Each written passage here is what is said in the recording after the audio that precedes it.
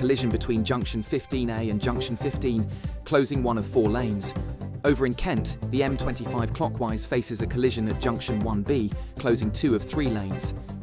Essex's A120 westbound reports a vehicle fire between junctions with the A131 south and the M11, so 1 lane is shut. And on the trains, Gatwick Express has no service, while the Elizabeth line faces disruptions at London Paddington. For more travel news, go to gbnews.com. Crash Law 24 sponsors GB News Traffic and Travel Report. Sunday with Michael Portillo from 11, only on GB News. Pasquale, what makes a pizza Neapolitan? What is different about a pizza from Napoli, from Naples? It's soft. First of all, it's cooked in a traditional oven, which is mostly handmade with a particular kind of brick, cooked at a certain temperature. And it's cooked at like a very high temperature, cooks in 50 seconds. Wow. That gives that softness and moisture, which is normally like you don't have in the other kind of pizza, which are more crispier. Yeah. You have to eat it folded. It doesn't, yeah. You have to eat people think folded. correctly. Like Yeah, perfect. What's this one I'm going to chomp into here? What's this one? That's one of our classic, one of the staple.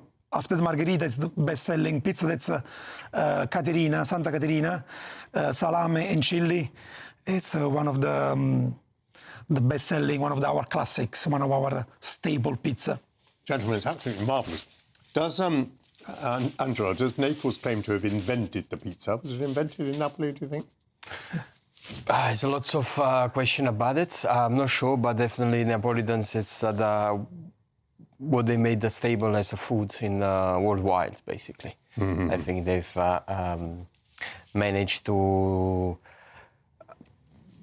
push it towards the simplicity of this food as a very popular food, and basically starts to be a food for the people. It was everybody were having pizzas, easy to make in a way, simple to eat. You can fold it, you can bring it with you.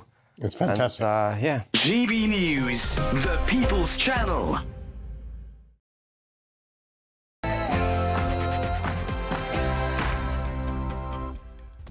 It's 9:30 on Friday, the 5th of September, live across the United Kingdom. This is Britain's Newsroom with Charlie Peters and Miriam Cates.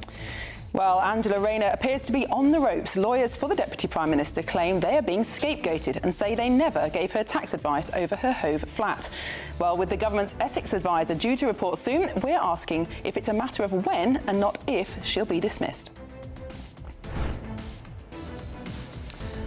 Angela Rayner's career is hanging by a thread today. We should get the verdict from the ethics advisor this afternoon. Whichever way it goes, this is causing huge problems for a government trying to reset itself, not going very well, just 1 week back into Parliament.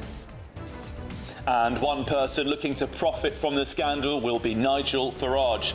The Reform UK leader will address his party conference later today as it kicks off in Birmingham, and we're live on the ground throughout the show. Yes, what a political backdrop there is today for this, the largest ever Reform Party conference. This party believes it's on the verge of taking power at the next election. The question today is, can they prove their professionalism? And we'll be talking to the woman who helped to bring down the leader of Peterborough Council when he appeared to call grooming gang victims white trash. And making it rain, the Prince and Princess of Wales join young people at a very wet natural history museum to learn about wildlife.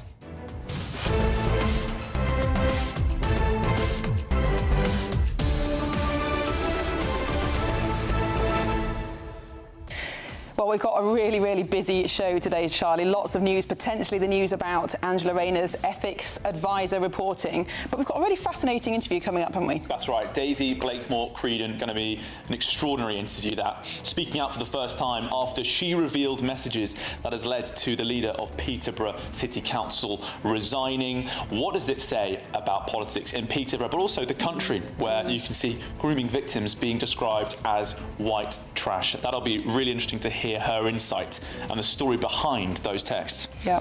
Well, we'd love to know what you think about that and all the other topics we're discussing today. So send your views and comments to gbnews.com/your say.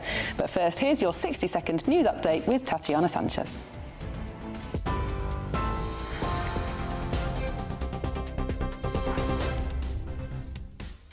Good morning. The top stories. Angela Rayner's lawyers claim they have not given her tax advice and have been made scapegoats to help protect the Deputy Prime Minister.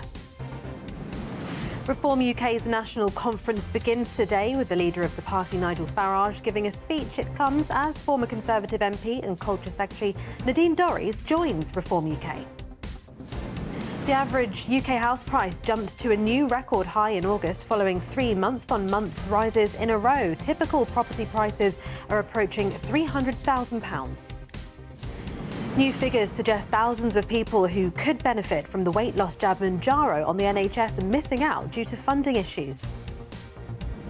And former US President Joe Biden has had surgery for skin cancer, his spokesperson said, and he's reportedly said to be recovering well. Those are the headlines for now. More in half an hour. Tune into GB News Radio wherever you are. Online, on DAB digital radio, on TuneIn, on Radio Player and on your smart speaker. Just say, play GB News.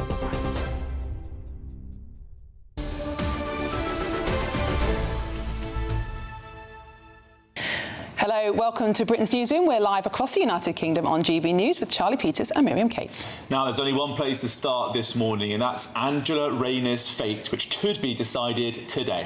Yes, the Prime Minister is waiting for the report from his independent advisor on ministerial standards into Angela Rayner's conduct over the purchase of that flat in Hove. Well, Sir Laurie Magnus will decide whether or not Miss Rayner broke the ministerial code when she underpaid by £40,000 on stamp duty. And it'll be up to the Prime Minister to decide his deputy's fate.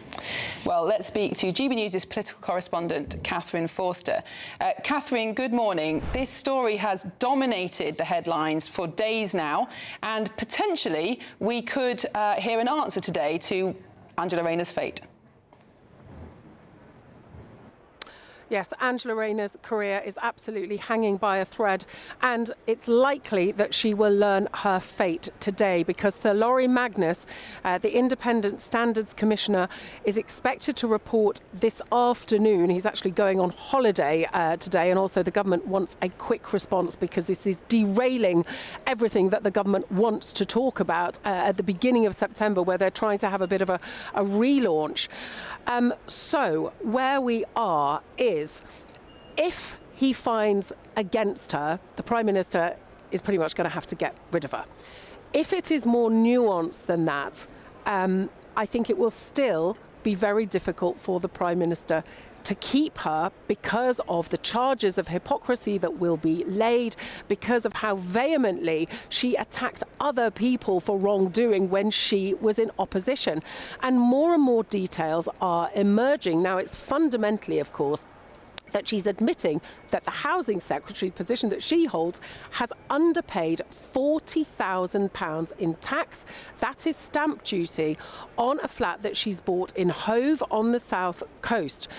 She was treating it as her main residence, and it turns out that she should not have done, because technically her other home in Greater Manchester, which she's made over into a trust for her disabled son, should be counted as a residence as well. And so this is where the problem lies. Now, she has said she's been given wrong advice. The Standards Commissioner is looking into that advice, but the Telegraph are reporting that she went to a conveyancing firm, a small company on the south coast, who said that they never gave her any tax advice about the trust or anything like that, saying that they are being made scapegoats for this, saying that they simply put the information that she gave them into the HMRC website, which calculates how much stamp duty she paid, and that was all that they did. Supposedly, she's also consulted to other tax advisors. Let's see what comes back from that.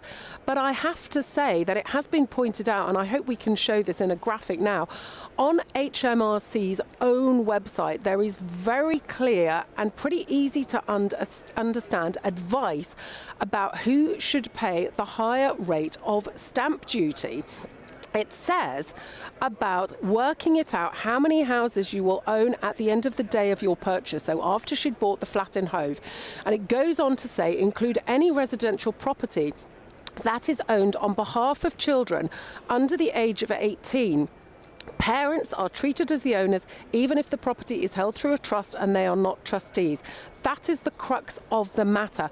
It is there in black and white on the HMRC's own webpage.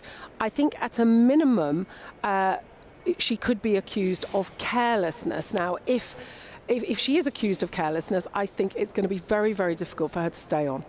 And Catherine, obviously this is quite a delicate and an intricate situation, and many people I think I've spoken to the last few days have suggested that Angela Rayner could survive, or her defence could be that this is too difficult to understand, being all tax remits, etc. What you've just set out in black and white does sort of put an answer to that defence. But also, there are separate concerns, aren't there, being revealed last night in the Telegraph, that Angela Rayner's house in Ashton is so much more expensive than her neighbours. What's the detail there?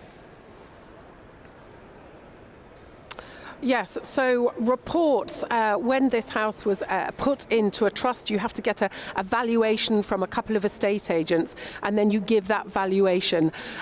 Now, it is emerging that that house, I think valued about 650,000 or so, is significantly more than any other house in the street has been sold at recently, or any other comparable sort of three-bedroom house in that area. So I think that raises questions too about whether that house was overvalued. Of course, what that means is that her stake, which she took out to buy the house in Hove, was perhaps more than it should have been. So look, for a housing secretary and a deputy prime minister who has taken an incredibly hard line on other people's tax affairs or mistakes or whatever, I think it's incredibly difficult. Certainly the people that we've spoken to have got scant sympathy for her, although of course there is sympathy for her on a personal level. You know, she had a very difficult upbringing. She's got a disabled child, a severely disabled child. She's had a marriage breakdown. That is all very difficult, but the problem is that if you're going to have a role like she has, you've got to be held to the very, very highest standards.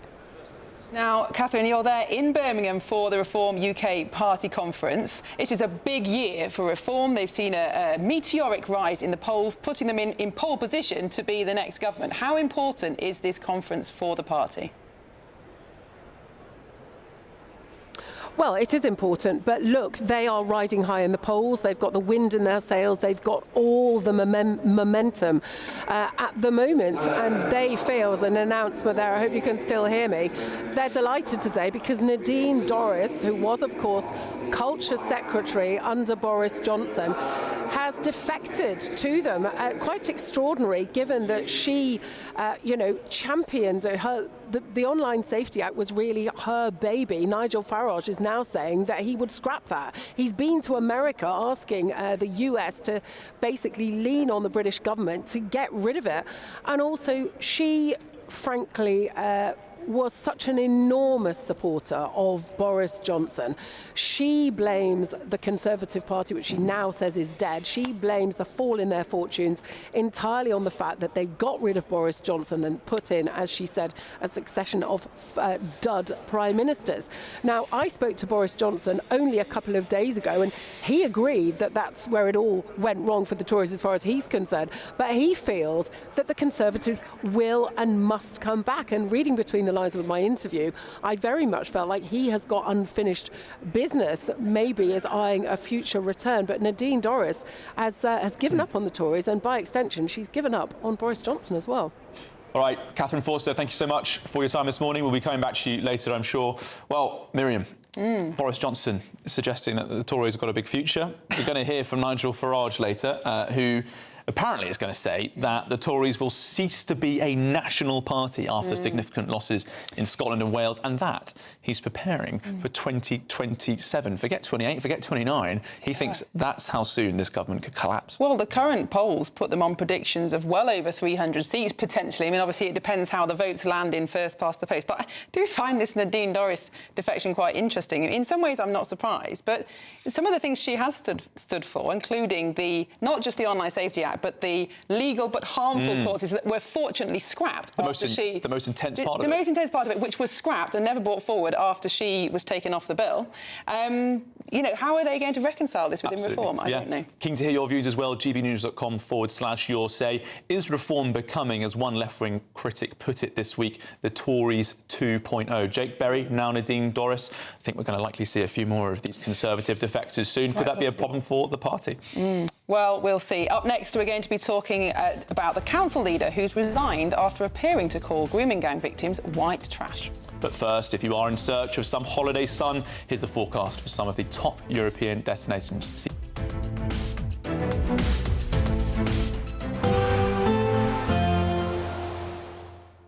Can't wait to get in that sea. Lovely and warm. Just like the feeling of having great travel insurance. All Clear Travel Insurance sponsors GB News Travel Destinations forecast. Low pressure to the west of the UK may drag in some breezy conditions around coasts of Portugal. Otherwise, it's mostly fine and settled across much of Europe. Here's this area of low pressure bringing in those breezy conditions around coasts of western Portugal, northwestern parts of Spain, potentially bringing in some cloud, perhaps some light outbreaks of rain later into the day. But as we move our way eastwards across the Mediterranean, we can see it's mostly dry, settled, plenty of sunshine. That theme continues over the weekend, along with the warm sunshine. All Clear Travel Insurance sponsors GB News Travel Destinations forecast.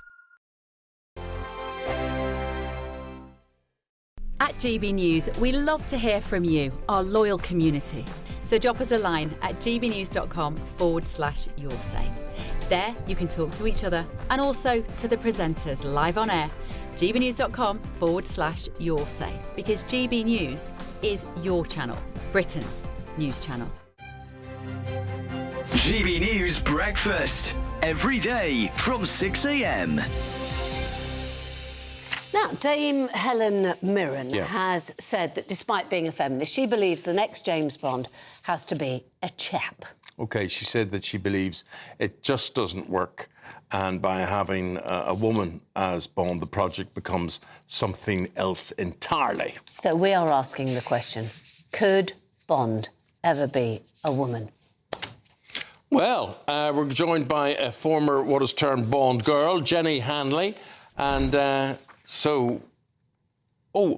there is, we weren't expecting you, but it's really 007 podcast contributor John Kell there as well. Jenny, you've been there, done it, got the T-shirt, been involved in it. What's your take? I think James Bond has to be a male, because he came from the imagination of Ian Fleming. If you want a female 007, don't ride on his coattails and take the fame that has come from his character, James Bond. Write your own. Yeah, you see, that's what I tend to think. But No, I just think that you just go 007. The problem is, right, the last Bond film, he died. James Bond died. I mean, there was a... Oh, sorry. Great, I haven't seen that one. Sorry, yeah. I think everybody pretty much now knows that he definitely... I mean, there was an absolutely... It wasn't even did he or didn't he, can he or can he not survive. It was 100% gone. So it's now time for a clean... The nice thing about a clean sheet, surely, John, is that you can actually go, right, so 007, let's do the 007, and then we can do different stories, because the books that have been written by Ian Fleming have been well and truly milked, haven't they? GB News, the People's Channel. Join me, Nana Akwe, for an informative, interactive news programme with a difference. It's fun. No, he didn't say that, Dave. I'm so surprised. I think there's an element of truth to that. Join me from 3 p.m. every weekend, only on GB News, Britain's news channel.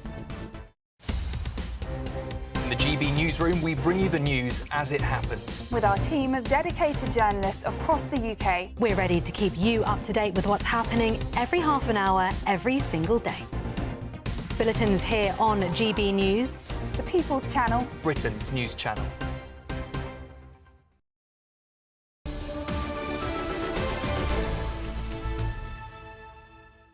Welcome back to Britain's Newsroom on GB News. Now, let's get more on the council leader who's resigned after referring to grooming gang victims as white trash. Yes, Dennis Jones, who was the head of Peterborough City Council, made the comment in a WhatsApp message to another councillor. And we're joined in the studio exclusively by the woman who exposed Jones's comments, the independent councillor Daisy Blakemore-Creedon. Daisy, thank you so much for coming in this morning. Now, you yourself were a Labour councillor until earlier this year. You've taken the decision to share these messages. Why do you think he said that? And what does it say about the Labour Party's view about grooming victims? Well, his response for his resignation was that he meant it as a third person. But it still doesn't dismiss calling victims of grooming gangs white trash. And he said it because I highlighted that immigration is impacting women's safety. And he dismissed that and said, what about the police officers, the white police officers, which were also, well, his word, fucking, victims of grooming, when in reality they were not doing that.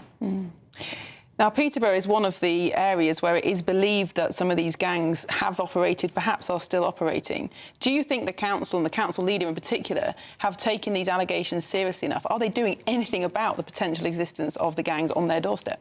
I don't think so, no. And the amount of victims and who have come forward to me in Peterborough, and I have the evidence to show it, and I would be willing to have a conversation with our chief executive about what could possibly be going on in Peterborough. And I think we need to start pushing for an inquiry into Peterborough. And Daisy, of course, what you've revealed here is going to concern a lot of people, because when grooming victims and victims of sexual abuse more generally want to come forward and share their experiences, they want to do so in the confidence that they won't be described in negative ways, be they third party or otherwise, or as the defence goes for these comments about white trash. Do you think that what he said to you in that message has harmed that perspective? Completely.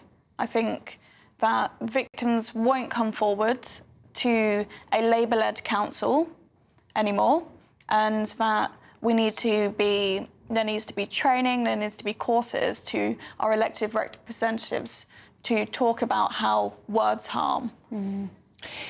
Sadly, it is truth in history that poor children particularly aren't listened to and therefore are often the victims of exploitation that goes on for some time. Do you think being poor, white and often without parents, many of the girls that were victims were in children's homes or had social workers, do you think that has made them listened to less, to be taken less seriously? So actually this attitude of calling them white trash just persists?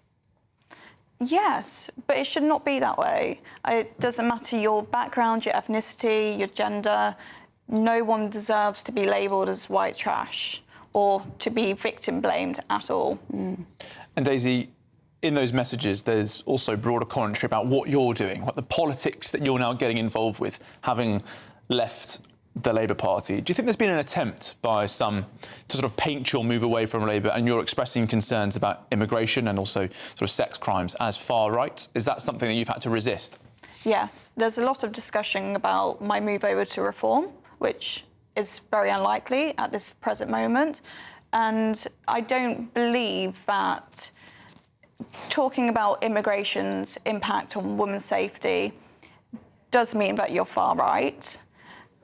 Absolutely. Have you had much support locally from people in your ward and in Peterborough as a whole? Yes, a lot of support, which has been great. And it's nice because once I first resigned, I was a bit hesitant about staying on, and I offered my residents to call a by-election. and they were very supportive and still are very supportive. And I think everyone is shifting to that perspective. Actually, let's have a discussion. Let's start talking about what's really going on. And Daisy, obviously, you've been a political activist in Peterborough for some time now, still very young. At one point, one of the youngest councillors in the country. Are you of the mind that people in Peterborough will be a bit nervous about what else you might reveal, having been an active member of the Labour Party for some time?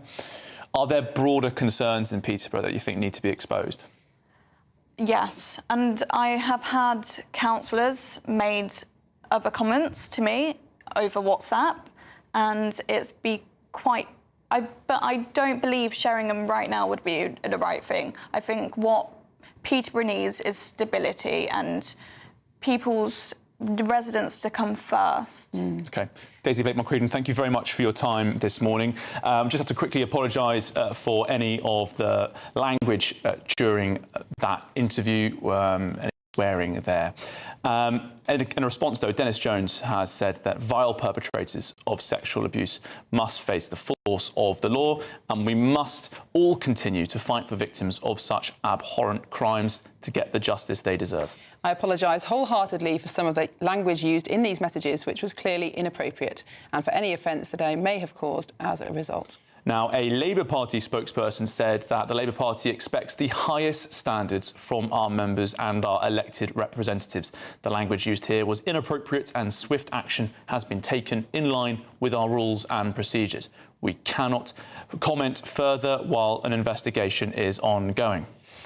Well, Charlie, I mean, you know more about the grooming gangs and the link between the different parts of the country than anyone else. Do you think this attitude potentially in Peterborough is fairly typical of what's been experienced elsewhere? A lot of people think this just sort of ended in the 2000s, that this sort of mentality that we've heard in so many trials about social workers describing girls as engaging in dangerous behaviour, calling them prostitutes even. I don't lifestyle choice. Lifestyle choices. It's not a lifestyle choice, it's exploitation. I really don't think it's gone away, and we have to have a serious conversation about the way that society has looked towards children from working class backgrounds, and especially when they're caught in these traps. And yet the inquiry that Dame Louise Casey has recommended still doesn't have a chair. Yeah, I think almost 3 months on now, people waiting for a lot of answers there. Esther McVeigh says it's a masterclass in procrastination. The government say that they're going to get on with it. And, in fairness to Safeguarding Minister Jess Phillips and Labour ministers, they're certainly now saying stronger things about what they will do than any Conservative minister ever did when they were in power. Obviously, they've been forced there through a lot of pressure.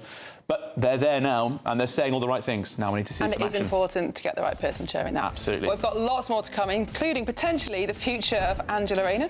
That's all after the break.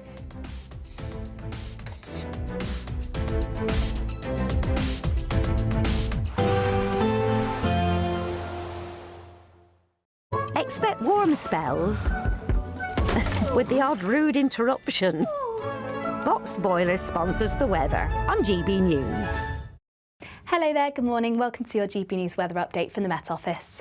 After some thunderstorms yesterday, today is set to be a dry day with sunny spells. Feeling a lot warmer in lighter winds, though we can't rule out occasional showers, mainly across the northwest. But for most, it is set to be a dry day. We'll see some fair weather cloud build up, particularly as we head through into the afternoon, but plenty of sunny spells in between and much lighter winds, so feeling more pleasant than it did yesterday. We'll eventually see more clouds start to push into the northwest, where we can't rule out some showers, but you'll be pretty unlucky if you do catch any through the bulk of the day. For many, it's going to remain dry, highs reaching between 21 to 22 degrees Celsius.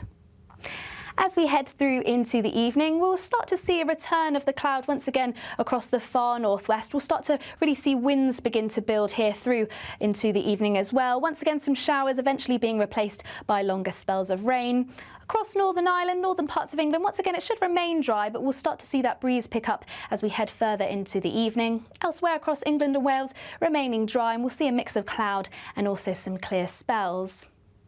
Where we see those prolonged clear spells, particularly across central areas of England, parts of the southeast, we may see some isolated spots of mist and fog, but really it's all down to the winds building out into the west, more clouds, some showery outbreaks, particularly across Northern Ireland and western parts of Scotland. Northwestern parts of England could also pick up some of those showers, but under the clear skies, feeling a lot cooler and fresher to start the day as we head into the weekend. Now, for most, once again, it should be a mostly dry and settled day. We'll start to see a build of higher cloud, which might just create some hazy sunny spells, some milky skies, rather than any sunny spells in particular. But once again, across Northern Ireland, parts of western Scotland, we'll see that cloud thicken up through the course of the day, and we'll see some showers. And it's set to be quite a breezy day too. Otherwise, it's fairly similar temperatures to today, highs reaching 22 to 23 degrees Celsius. Expect warm spells with the odd rude interruption. Boxed Boilers sponsors the weather on GB News.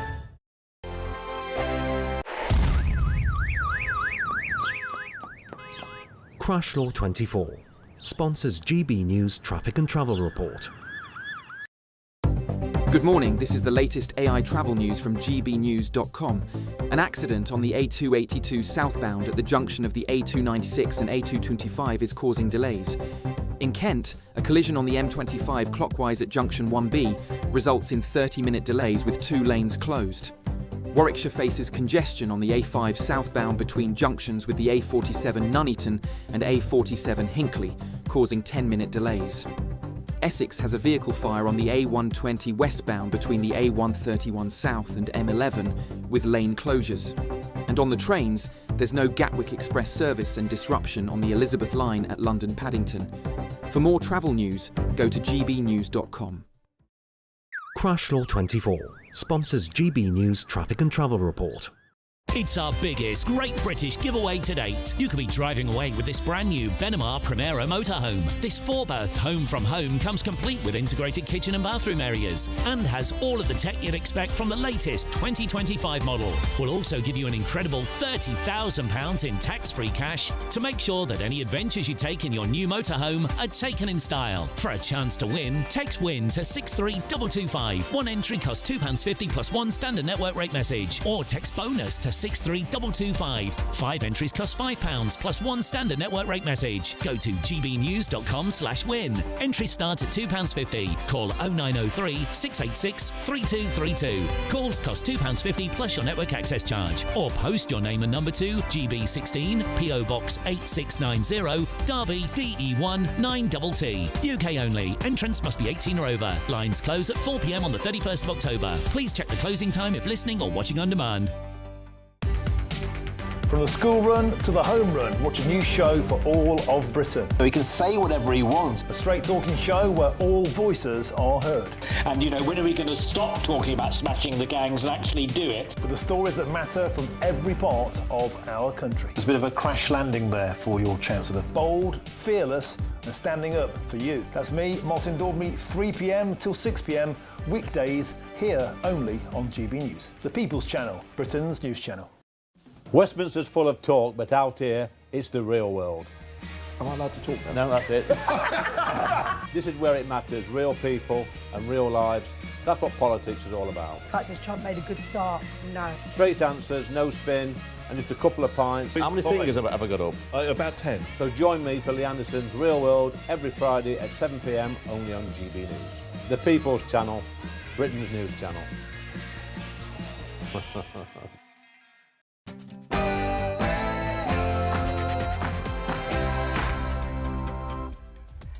Good morning, it's 10 o'clock. Welcome to Britain's Newsroom with Miriam Cates and Charlie Peters. And it is a big day for news, Charlie. It absolutely is, because Angela Rayner is on the brink after the controversy surrounding her flat in Hove. And it all rests on whether or not she knew that she should have paid the higher rate of stamp duty. That is not clear. That will be up to the Ethics Commissioner to decide whether or not she followed the rules.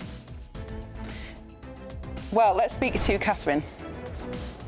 Well, Angela Rayner career is hanging by a thread today. We are expecting the judgment from Sir Lauren Magnus this afternoon. It's not looking good for her, frankly, but whichever way it goes, this is an absolute nightmare for a government which was trying to get itself back onto the front foot after a difficult summer of small boat crossings and Nigel Farage hogging the headlines. Well, one person looking to profit from the scandal will be Nigel Farage. He's going to address the Reform Party conference later today as it kicks off in Birmingham, and we're going to be live on the ground throughout the show. That's right, here at the biggest ever Reform Party conference, there is one watchword to keep an eye on, and that is professionalism. Can this party prove itself ready for government as its thousands upon thousands of members gather here in Birmingham? And making it rain, the Prince and Princess of Wales join young people at a very wet Natural History Museum to learn about wildlife.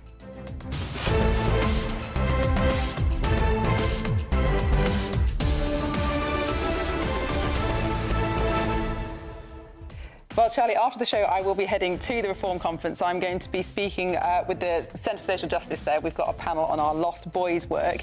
But I'm really intrigued to see what it's going to be like. It looks very busy, looks very exciting. It does. Speaking of Lost Boys, it'd be good to find out where Tom Harwood is throughout the show. We'll be joining him, obviously, plenty over the next couple of hours. Our man on the ground. He's immense at that stuff, isn't he? Yeah, he's got high lots energy. to teach about professionalism, I'm sure. They'll love it. They'll love it. Thousands of members descending. I think that's a good point that he brought out, speaking to us there just a moment ago. It's a strange venue, the Reform NEC, because it's sort of separate from the rest of the city, and it'll be interesting to see how people get on in that confined space. Well, I imagine it's been organised, not last minute, but they didn't know a year ago how popular the party would be this year. It's been an extraordinary rise in the polls, so I imagine they've been trying to find the biggest venue possible at the last minute. And it's not just members descending, lots of businesses desperate, as you say, quite last minute really, to get involved, having realised that Reform, as it stands, are on the way to government. Absolutely. It's going to be really interesting to compare it with the Conservative Party conference this year to see whether people do turn up. Well, send your views on that and all the other issues we're discussing today, gbnews.com/your say.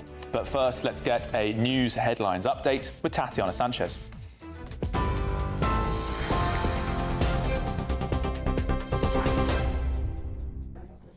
Thank you very much and good morning. The top stories. Angela Rayner's future appears to hang in the balance over her possible tax evasion. We're expecting a verdict on her tax affairs today.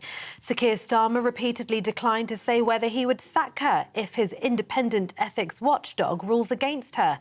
Rayner's lawyers claim they have not given her tax advice and have been made scapegoats to help protect the Deputy Prime Minister.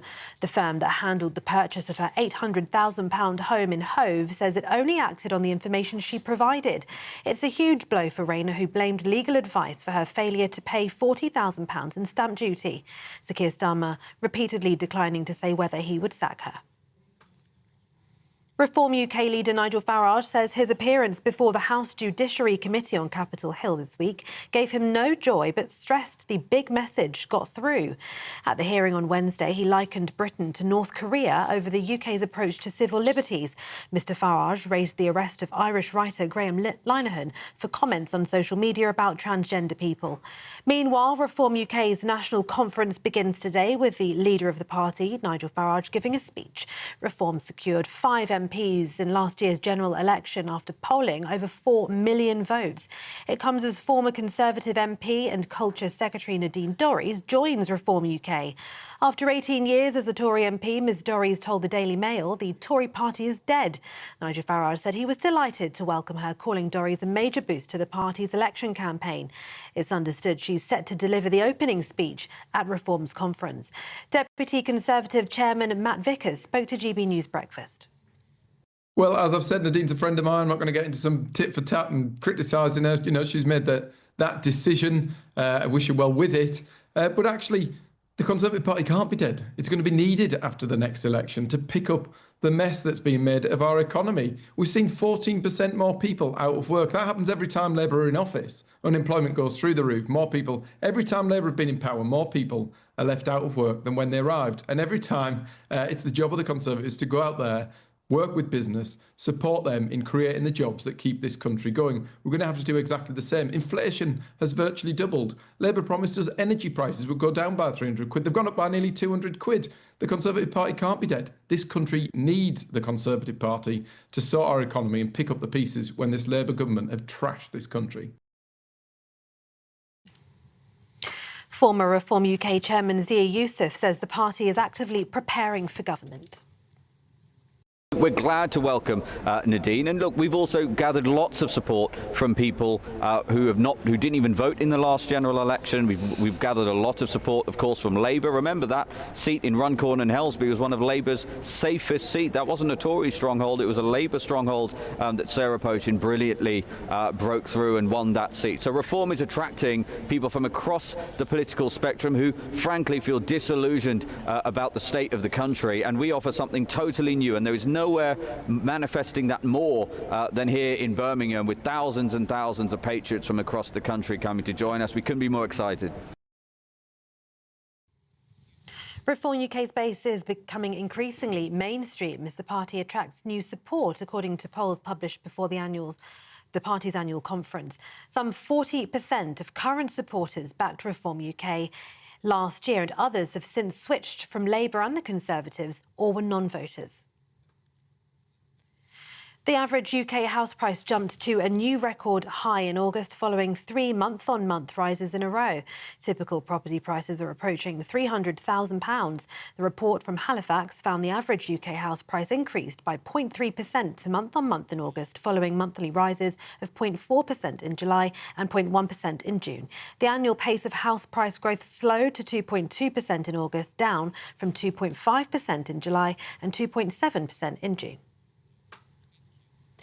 Now, thousands of people who could benefit from the weight loss jab Mounjaro on the NHS are missing out due to funding issues, figures suggest. Fewer than half of commissioning bodies across England have started prescribing the drug on the NHS in line with health service guidance, according to data gathered by the British Medical Journal.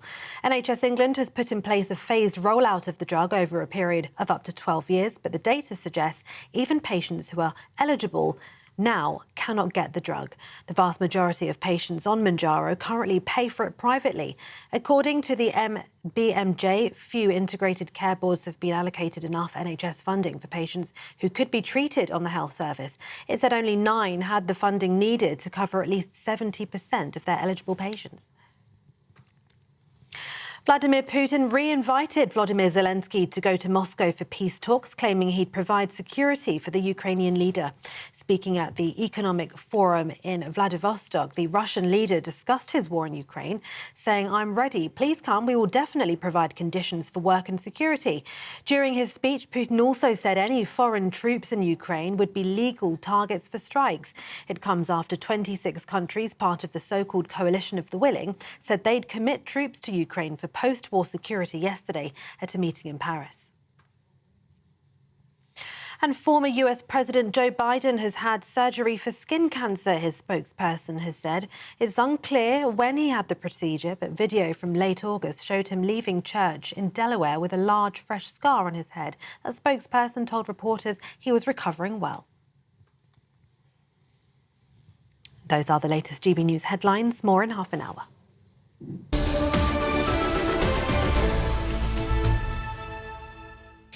Hello and welcome. This is Britain's Newsroom, live across the United Kingdom on GB News with me, Charlie Peters, and Miriam Kate. Well, there's only one place to stay this morning because Rayner's fate is likely to be decided today. Yes, the Deputy Prime Minister is anxiously waiting for the report from the independent advisor on ministerial standards. Yes, he'll decide whether or not Ms Rayner broke the ministerial code when she underpaid £40,000 worth of stamp duty when she bought a flat in Sussex. Well, let's speak to GB News' political correspondent, Catherine Forster.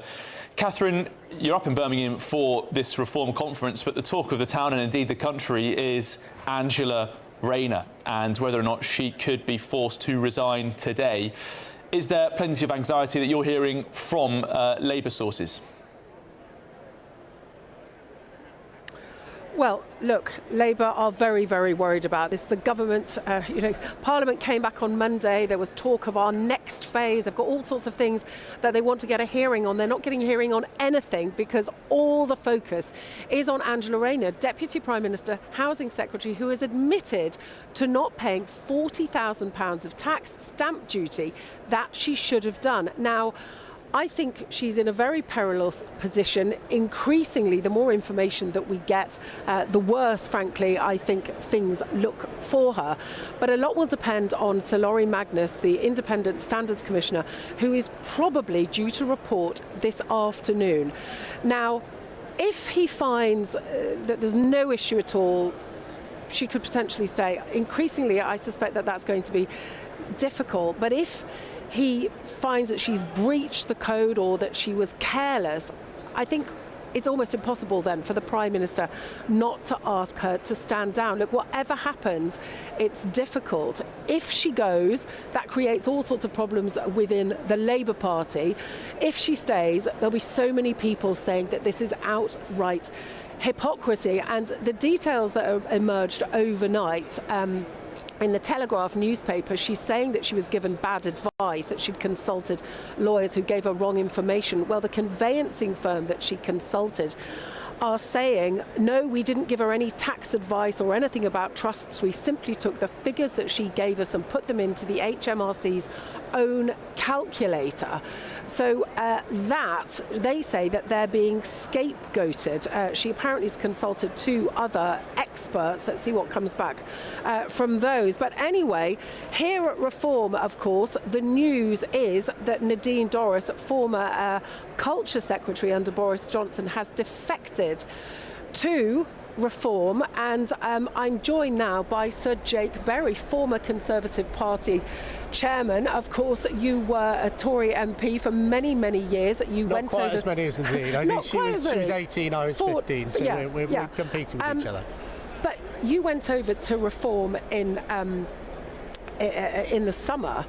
Just first of all, do you think Angela Rayner's position is tenable? What do you think should happen here? Look, your viewers at home will be watching this thinking, how can someone who is housing secretary, responsible in the government for things like buying and selling houses, get away with not paying the right amount of stamp duty purchase on her second home? I mean, her position seems completely untenable to me. I suspect, although we don't know, that she will probably be gone later today. That's going to give Keir Starmer all sorts of trouble. First of all, she's the champion of the left within his cabinet, so you'll have to find another sort of left-winger to replace her. And also, we seem to forget, she's also deputy leader of the Labour Party, which is an elected position. So we might have the bizarre situation where Keir Starmer decides to sack Angela Rayner, saying she's not fit to serve in my cabinet, but she remains as the deputy leader of the Labour Party. This is a complete mess, but people at home would just say, you know, every time she opens her mouth, she seems to get in more trouble. This person does not have the confidence of the country, and she shouldn't have the confidence of our Prime Minister. Today, Reform's big news. Nigel Farage is saying prepare for an election as soon as 2027, thinks the government could collapse over the economy. But Nadine Dorries, how surprised are you? She was such a champion of Boris Johnson, and she's clearly given up on him making a comeback, though I don't think he has. And she's given up on the Conservative Party. She said that the Conservative Party is dead. Is it really? Well, what an extraordinary statement from, you know, a huge figure in the Conservative Party. Both Nadine and I work really closely with Boris, and I think she's made a similar decision to me. She knows what a winner looks like. She could see it in Boris Johnson. She can see it in Nigel Farage. That's why she's come over. And the Conservative Party should be really, really worried about people like Nadine leaving, because she has a real connection with the people. Let's not forget, Nadine sells more books per year, in fact twice as many books per year, to people up and down this country as the Conservative Party has members. She has a political column in the Mail. She really connects with people. She's a brilliant communicator.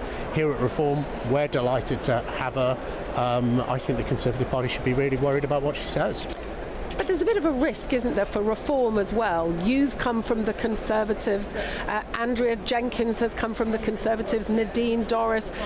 There's lots of Conservatives coming across to you. You're not slightly worried? Labour are saying that you're basically going to be Tories 2.0. Well, I mean, I'm sure they will say it's not true. So if you think the Reform Party has been in existence for 3 years, every single member of this party, 3 years ago, if they'd been in any other political party, was a member of another political party. And I was in the conference here last night. I was talking to former Labour councillors who've joined Reform, some SNP people who've come over to Reform, Liberals. Bizarrely, I found a Green Party member who'd come to Reform. And what unites us all together is this idea that we are a group of people. We believe in Britain. It doesn't matter what you've done before in life. You're part of the future of this country, and we want to come together to make sure that Nigel Farage is elected as our next Prime Minister. Do you think there's any world in which there might be some sort of Reform Conservative merger before the next election? We know that Kemi Badenoch is absolutely dead against that, but we also know that Kemi Badenoch, we know what the Tories do with leaders, may not be leader indefinitely. Could you rule that out, or do you think there's a world in which that could happen? No, it's not for me to say. I really can't see it happening before the next general election, but I'm not in a leadership position in this party. That will be ultimately up to the leaders of the party. I just really can't see it, because Reform is not the Conservatives. The Conservative Party has massively let this country down. It doesn't have a plan for the future. Nigel Farage and Reform, it's new, it's changing things, it believes in Britain, and I don't think you could put those two parties together. And, you know, frankly, Reform doesn't need the Conservatives. Why would they? This is the party that's leading every opinion poll, is predicted to win elections up and down the country next May. Britain needs Reform, not Conservative Party. Yeah, but you are riding on this change ticket, aren't you? You know, the Labour came along, they said, oh, the existing system isn't working, get rid of the Tories, we will bring you change. Now you're going, oh, look at Labour, they're terrible, so are the Tories, get rid of them, we'll bring you change. Can you really? Because people have heard this before, and the thing is, you're making all these promises that will sound so appealing to lots of people: mass deportations, nationalising this, that and the other, all sorts of things, without really any clear explanation of how you're going to pay for it. Isn't it a bit just promising people what they want to hear? The first thing to say is the explanation will come where, you know, I hear what Nigel says about an early election. I don't think he's wrong, but in the normal electoral cycle, we're over 3 years away still from a general election. The explanation will come, and I heard Zia this morning, he's a Telegraph interview talking about policies that will come out in good time. But why people can believe in Reform, and I can tell you, look, I've been in government, I've sat at the cabinet table twice under Boris Johnson and briefly under Liz Truss, but is you have to have a determination to change the system. We have a post-Blair lazy consensus in politics in this country that has been in since 1997, and it is driving Britain into the ground. I talk to Nigel a lot, I talk to Richard Tice, I talk to other people in our party. They have that drive and ambition to change Britain, to take on the vested interest, to take on the lanyard classes, whatever you may call them, and it's that Britain needs, and that's why this is different. And just finally, Nigel Farage went to the States the other day. He was talking about the threat to free speech in this country, something that many people are deeply concerned about, but basically saying to America to have discussions about the Online Safety Act. Are you not queasy at all in Nigel Farage going to the States, effectively airing our dirty linen in public, bad-mouthing Britain? I mean, Labour are saying he's bad-mouthing Britain, he's not a patriot. Are you not worried about that, the optics of that at all? I mean, well, he was, PMQs, he wasn't in PMQs, and when he was asked about it, it was when, well, so what? What's the point? You know, the priority is being here, it's more important. It's a two-faced question. The first thing is, am I concerned about the Labour Party claiming to be more patriotic than Reform? Absolutely not. I think the British people, if you look at the Raise the Colours campaign, which is completely independent of any political party, I think there is a feeling that the two major parties are not patriotic. They don't have a plan for change. They don't believe in Britain. Look, in relation to Nigel's comments, he was giving evidence to a congressional committee. This, you know, he's not the first person to say this. J.D. Vance has mentioned this. This is something that people in America are really concerned about, and he went and gave evidence about, and they should be, because Britain has arrested 7 times more people for putting things on Twitter and other things, X as it's called now, than Russia. But isn't that a problem for Britain to sort out, rather than going running to America, let's not forget going, look how awful this is? The comedian who's arrested in Heathrow Airport, he did the tweet 4 months ago while in America, in Arizona actually. He's an Irish citizen. If he had been an American citizen coming to the UK, and it could just as easily happen to an American citizen, it would breach the First Amendment of the American Constitution. It would have created a diplomatic incident. They have a constitutional right to free speech in the United States of America, and given the huge erosion that we're seeing of people's free speech rights here in the UK, maybe we should look at it here too. Jake Berry, thank you very much for talking to us on GB News. Really appreciate it. Thank you.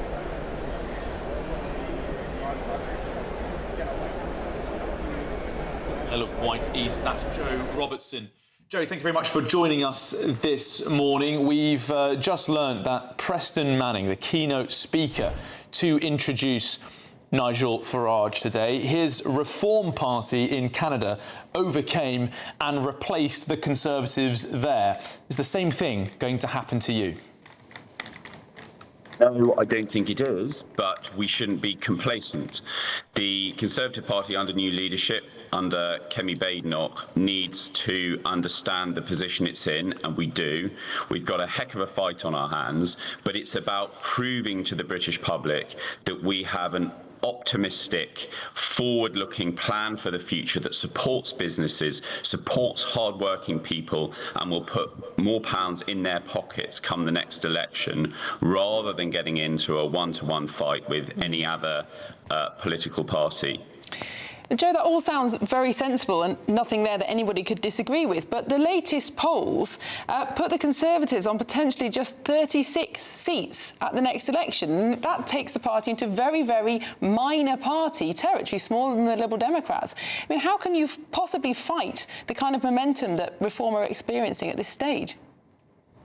So I'm not going to pretend in any way that we haven't got a huge task ahead. The biggest task in modern history for our party to prove ourselves fit for government by the next election. I think the next election is going to be 4 years away. Labour are polling so badly, and only one person decides when the next election is. That's Keir Starmer, the Prime Minister. I suspect he'll run straight through to 2029. It gives us the best part of 4 years. The job has already started. Kemi Badenoch is already setting out a positive vision for the future. I'm not pretending this isn't tough, but it has to be about our relationship with the British people, not our relationship with another political party. Joe, you say that Kemi Badenoch's already setting out a positive vision for the future. She has, of course, been in the job for almost a year now. Is the main concern with the Conservatives not that it's taken so long for your leadership to come up with ideas, and you've lost that first mover advantage on the big issue of the day, which is, of course, immigration, that the Conservatives have so much to blame for? Can you outflank Reform on the border control issues? So she has only been in post just under a year. We can't get away from the fact that we were dumped out of government just a year ago with a huge Labour majority because of our electoral system. We cannot get over the fact that it was just a year ago that we'd been in government, and there is a huge amount of work to do. It's unsurprising that a year later we still have to make that case. I don't think anyone could expect that we would have made that case within a year, having been in government for 14 years. I think on immigration, nobody is going to outstrip Nigel Farage on rhetoric around immigration, but I have seen nothing from him that is credible, that is going to explain how he will deport people. He himself has said in the past, you cannot deport people, it's not going to happen. And now he's telling the British people he's just going to deport people. No one is going to win a rhetoric fight with Nigel Farage. It doesn't mean he's going to make a scrap of difference if he were to ever get into number 10. And I don't want him running my schools, and I don't want him running my hospitals. Well, one thing he has proposed, Reform has proposed, is to commit to leaving the ECHR. I think it's widely understood now that we can't control our borders properly without doing that. And yet the Conservative Party still hasn't decided what its policy is on that issue. So Kemi Badenoch has already said we would disapply the Human Rights Act when it comes to immigration cases. We've been a member of the ECHR for decades. The problem is the Human Rights Act. Blair, in 1998, incorporated the ECHR so that people in this country could bring ECHR claims against courts in this country. That can be ripped up overnight. The Human Rights Act can be amended overnight by our Parliament so the ECHR does not apply to immigration cases in this country. Nigel Farage is trying to do something much bigger for political reasons. This is quite simple, it's quite straightforward, it can be done by our Parliament tomorrow. The government need to do it, and Kemi Badenoch has already called for it. All right, Joe Robertson, the Conservative MP for Isle of Wight East, thank you very much for your time this morning. Very simple, can be done overnight, wasn't done in those 14 years. No, absolutely. And it does sound like he's not a fan of leaving the ECHR. So it is going to be interesting when they finally do decide what their policy is, whether any backbenchers no longer agree. Yeah, We'll fascinating see. battle to come, and we'll be learning more about that, of course, because we will be covering the Labour conference in Liverpool from Sunday the 28th of September to Wednesday the 1st of October. And for more of those debates about the ECHR, of course, the Conservative conference in Manchester from Sunday the 5th of October to the 8th of October. Yes, indeed, we will be there covering those exciting political events. Well, later this hour, at a different conference, the Reform Conference, which of course has kicked off today, we'll have our very own Tom Harwood out and about. You don't want to miss that. And we'll also be joined up next by a Labour councillor who's going to give his verdict on whether Angela Rayner should lose her job amid this stamp duty tax row. This is Britain's Newsroom, Britain's favourite morning show, only on GB News.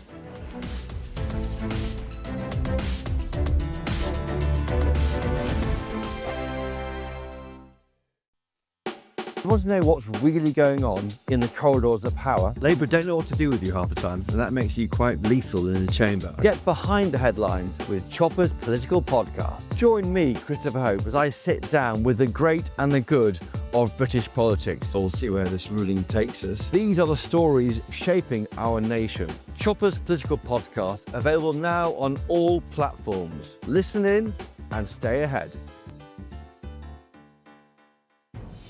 Good afternoon, Britain. Weekdays from midday. Don't come at me with a knife. I'll get us sued. Okay, right, let's go. Okay. Is it going to be a boy or a girl? Hang on, I need to do it facing. Oh, there we go. Oh. Oh. Here's a oh. Hey.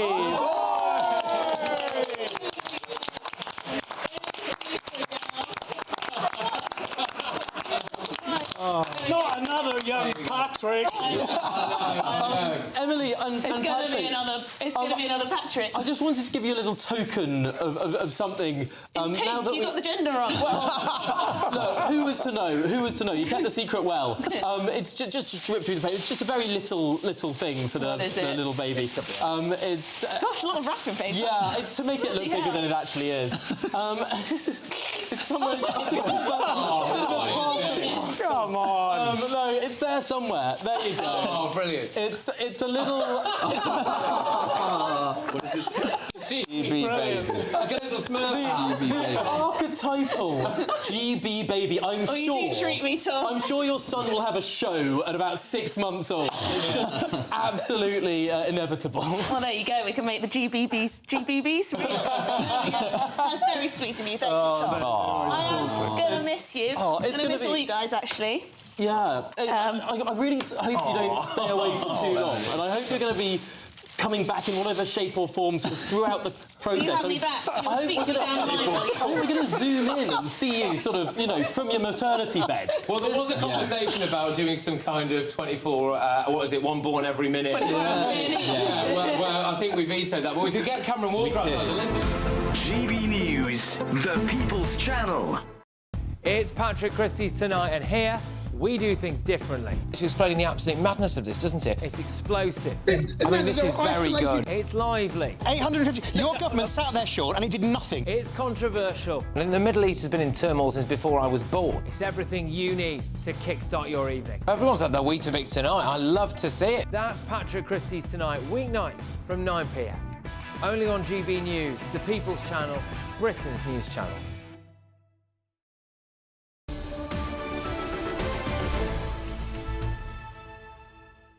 Hello, it's almost 10:30 and this is Britain's Newsroom on GB News. Well, we're now joined in the studio by Labour councillor Sebastian Salek and the GP and GB News contributor, Dr Renee Honderkamp. Good morning, welcome to the show, both of you.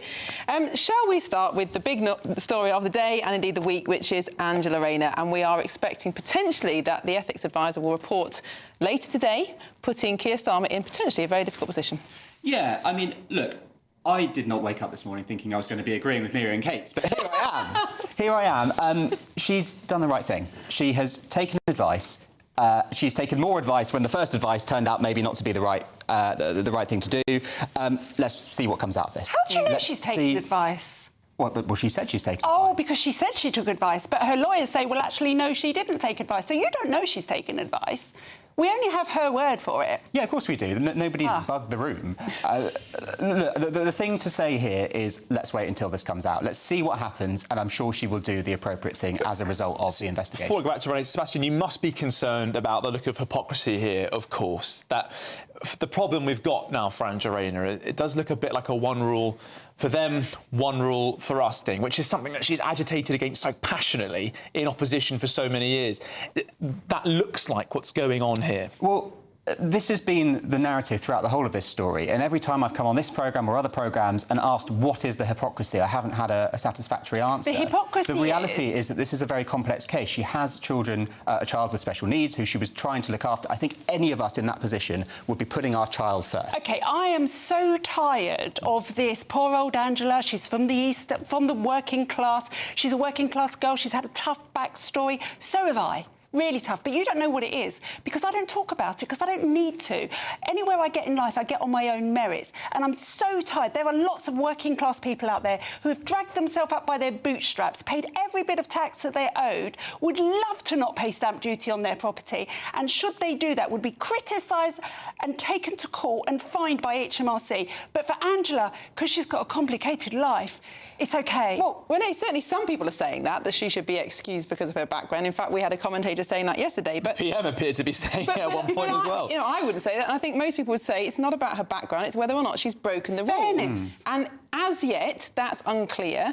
And to say it's complicated, therefore she must be guilty, it's just lazy. Yeah, we have the principle of innocent until proven guilty in this country, and I think that implies as much in a court of law as it does in the court of public opinion. Except we don't have innocent till proven guilty. We do on paper, but how many people get accused of things which are absolute nonsense and lose their jobs? Men in particular get accused of sexual crimes which they're not then charged with. I feel like we're going a little bit away from Angela there with that one, but the principle still remains, right? And people are asking this question: when was the last time that a minister actually resigned due to a policy failure rather than a personal failure? It might have been Lord Anu back in 2022. So we've several years. People have been coming and going out of government and writing these resignation statements because of what they've done in their private life. Do you think that's fair, Sebastian, that politicians are expected to have that sort of element of their lives pried into? I do think we hold politicians to a very high standard in this country, more so than other countries. There's the old adage about in America there is one boss, which is the president, and everybody is his employees, whereas in Britain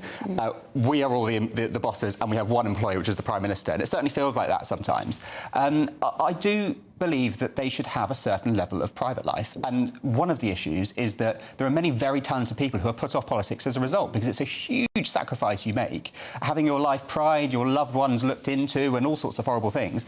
And I'm not surprised that very good people say, this just isn't for me, I'll stay in my current job, thank you very much. I agree with that. I do agree with that, and I wouldn't go into politics for that very reason, because of my family. Well, there you go. This is the problem that we have, and you can't, you know, take what you say about you're not choosing to give out information about your private life, but you have no choice as an MP, because you have to register every single interest you have, including your own family home, whether or not your partner owns a business. You know, you just cannot keep these things private, and it is putting people off. For me, Miriam, that's not an excuse for Angela Rayner. I'm just saying that is a fact. But if you do want to avoid your private life being pried into, a great way to do that is to pay the right amount of tax. Well, because journalists in this country are pretty good, right? They will snoop around. But That's how people that is the trade. And if you give them open goals to score, they're going to take them every single time. And even if she hasn't done anything wrong, Miriam, by the letter of the law, it's the hypocrisy of having had the last 5 years of listening to Angela call the Tories every name under the sun for their tax affairs, for their behaviour, for people who don't pay tax are the devil incarnate. You've got to be whiter than white, and you can't be seen to be then doing it yourself. That is true, isn't it? Rayner and Starmer in the last Parliament created this culture of slinging mud before it was clear whether any wrongdoing had been committed. But once again, I still don't see the hypocrisy. For all intents and purposes, Angela Rayner owns one home. We're now discovering that maybe the fact that the other parties in trust is the issue here, but she believed that she only owned one home, and therefore it would be crazy to pay second home council tax when you only own one home, like most of us do. And look, if the results come out and she's found to have broken the law, she should pay the proper tax, and she should think about what that means for her political career. But we don't know yet what that looks like. Well, she's already said she's going to pay the proper tax, so I think she believes that she hasn't paid the proper tax. Yeah. Well, I think that's established that she hadn't. Sure. The question is, did she know she hadn't? More generally, if she does walk today, if that's forced, Sebastian, are you concerned about what that means for Sir Keir Starmer. He's just launched phase 2. I have to say it's not going brilliantly in the first week back. Losing his deputy, is that going to be a blow to the left of the Labour Party as well? Who might step in to fill Angela's boots? Yeah, so there's big questions about what she might resign as. So remember, she's Housing Secretary, but she's also the Deputy Prime Minister and the Deputy Leader of the Labour Party, which is an elected role, so she can't be sacked for that. I think if we lose her, it will be a real shame, because she is a very effective politician, she's very popular, and she's just a normal person, and that is really refreshing in politics. You need people who can connect with the general voter base, and she has a gift for that. Well, Sebastian René, thank you very much. Could we see Deputy Leader of the Labour Party on the back benches? That would be very interesting. Yes, it would indeed. Well, up next, our Deputy Political Editor, Tom Harwood. He's going to be out and about at the Reform Conference. This is Britain's Newsroom, only on GB News. See you in a minute.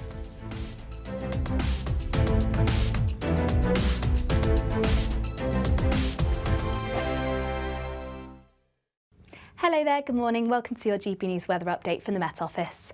After some thunderstorms yesterday, today is set to be a dry day with sunny spells. Feeling a lot warmer in lighter winds, though we can't rule out occasional showers, mainly across the northwest. But for most, it is set to be a dry day. We'll see some fair weather cloud build up, particularly as we head through into the afternoon, but plenty of sunny spells in between and much lighter winds, so feeling more pleasant than it did yesterday. We'll eventually see more clouds start to push into the northwest, where we can't rule out some showers, but you'll be pretty unlucky if you do catch any through the bulk of the day. For many, it's going to remain dry, highs reaching between 21 to 22 degrees Celsius. As we head through into the evening, we'll start to see a return of the cloud once again across the far northwest. We'll start to really see winds begin to build here through into the evening as well. Once again, some showers eventually being replaced by longer spells of rain. Across Northern Ireland, northern parts of England, once again, it should remain dry, but we'll start to see that breeze pick up as we head further into the evening. Elsewhere across England and Wales, remaining dry, and we'll see a mix of cloud and also some clear spells.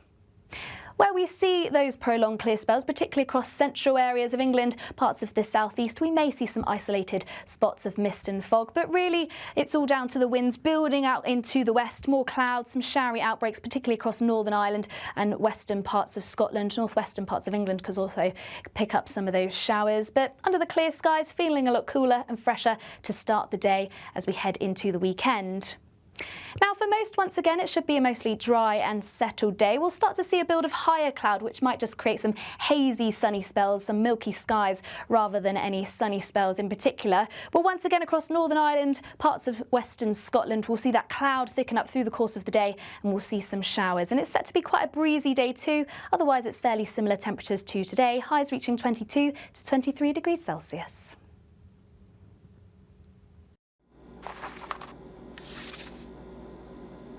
Crash Law 24 sponsors GB News Traffic and Travel Report. Good morning, this is the latest AI travel news from gbnews.com. The M25 clockwise at junction 1B in Kent experienced a collision, closing 2 of the 3 lanes. Drivers face delays of approximately 30 minutes. Additionally, the M73 southbound junction 2A on Slip Road is closed for roadworks. Commuters should follow the signed diversion. Furthermore, an accident on the A282 southbound within the A296 and A225 junction affects traffic flow. And on the trains, there is no service on the Gatwick Express, and Elizabeth Line passengers should expect disruptions at London Paddington. For more travel news, go to gbnews.com. Crash Law 24 sponsors GB News Traffic and Travel Report.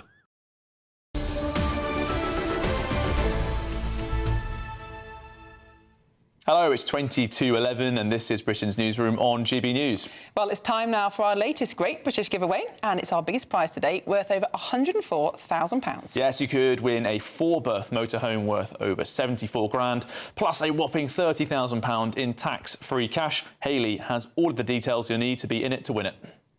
It's our biggest, greatest Great British giveaway to date. Your chance to win a prize package worth over £104,000. You could be driving away with this brand new Benamar Primero motorhome.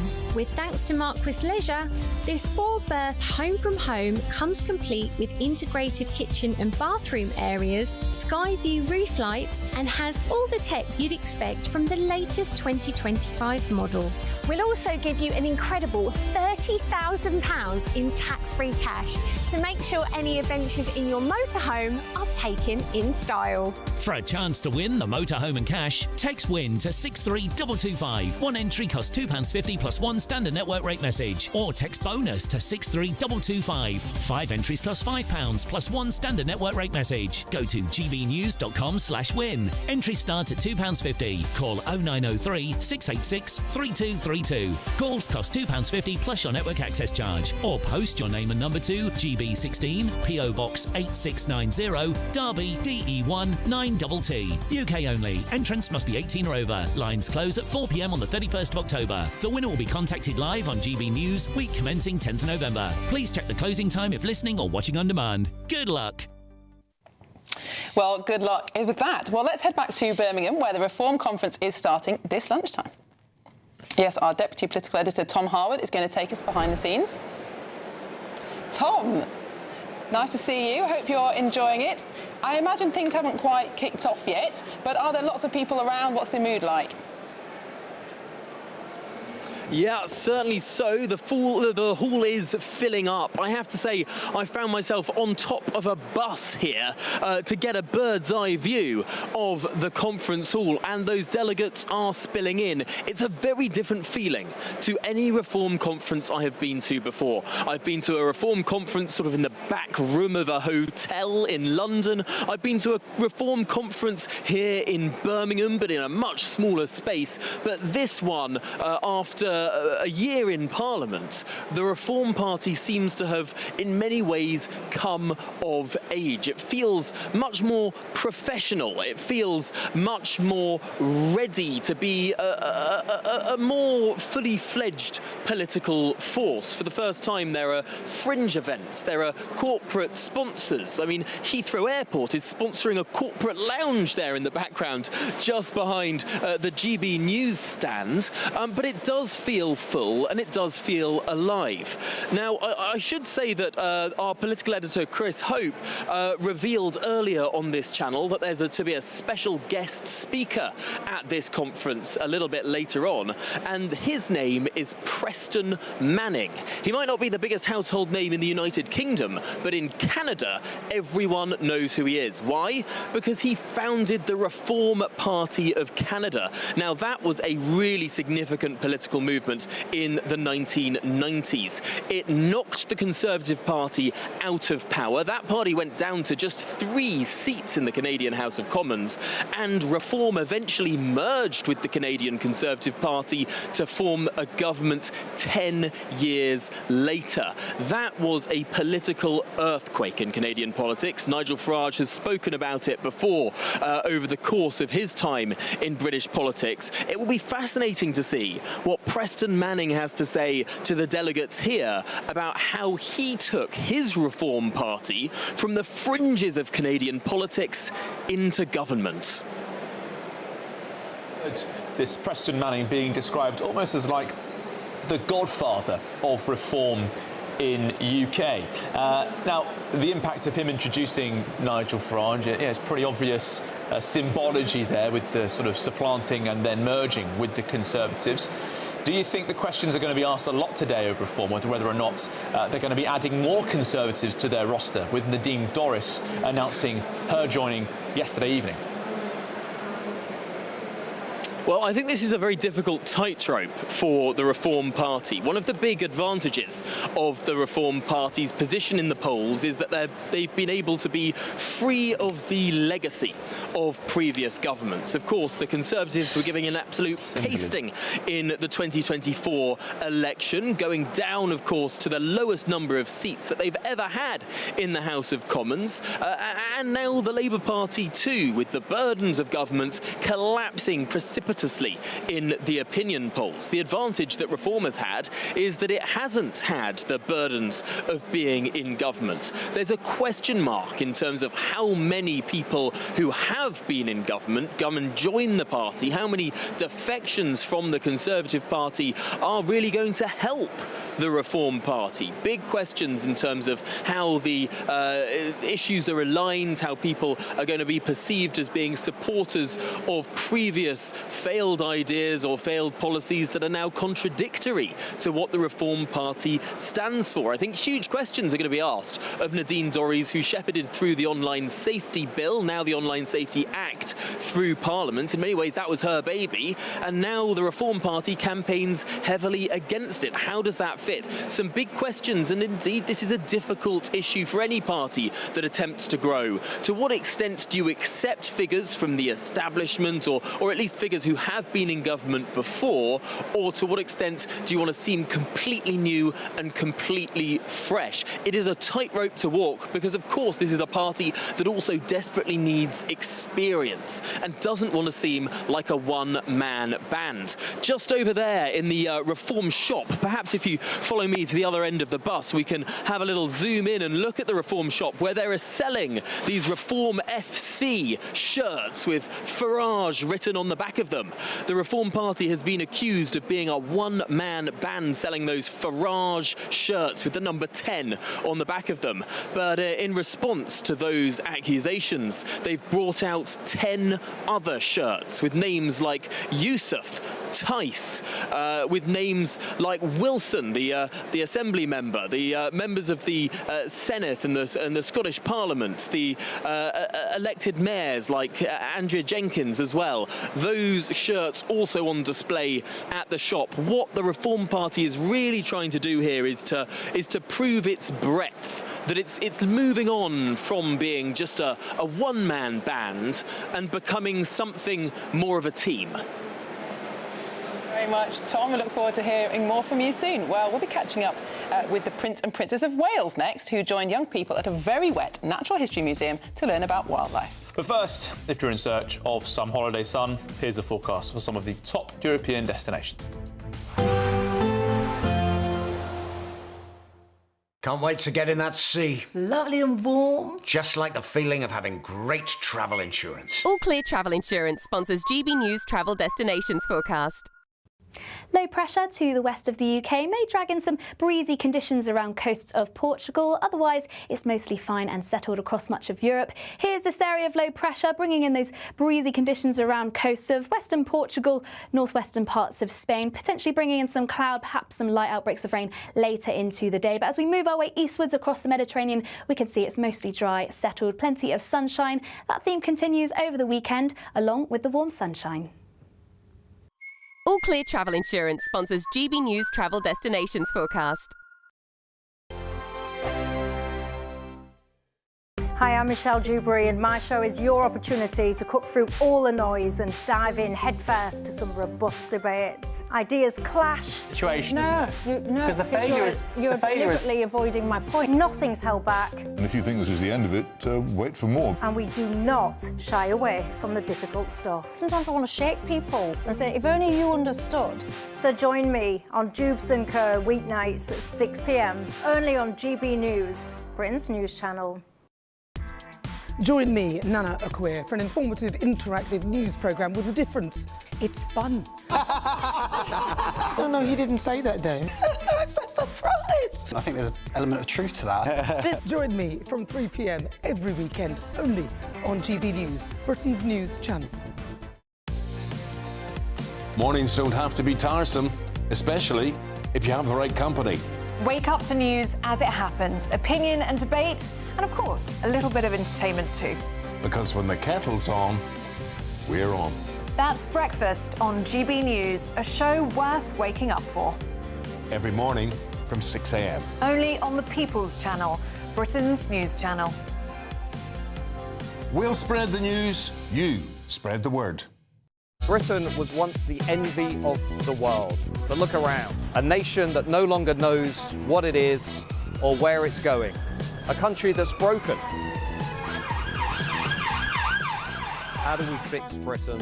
How do we bring it back? Friday night with Matt Goodwin at 8 p.m. only on GB News. It's Patrick Christie's tonight, and here We do things differently. It's explaining the absolute madness of this, doesn't it? It's explosive. I mean, this is very good. It's lively. 850. Your government sat there, Sean, and it did nothing. It's controversial. And the Middle East has been in turmoil since before I was born. It's everything you need to kickstart your evening. Everyone's had their Weetabix tonight. I love to see it. That's Patrick Christie's Tonight, weeknights from 9 p.m. Only on GB News, the People's Channel, Britain's news channel. Westminster's full of talk, but out here, it's the real world. Am I allowed to talk No, now? that's it. This is where it matters, real people and real lives. That's what politics is all about. In fact, has Trump made a good start? No. Straight answers, no spin, and just a couple of pints. How many fingers have I got up? About 10. So join me for Lee Anderson's Real World every Friday at 7 p.m. only on GB News. The People's Channel, Britain's news channel. At GB News, we love to hear from you, our loyal community. So drop us a line at gbnews.com/yoursay.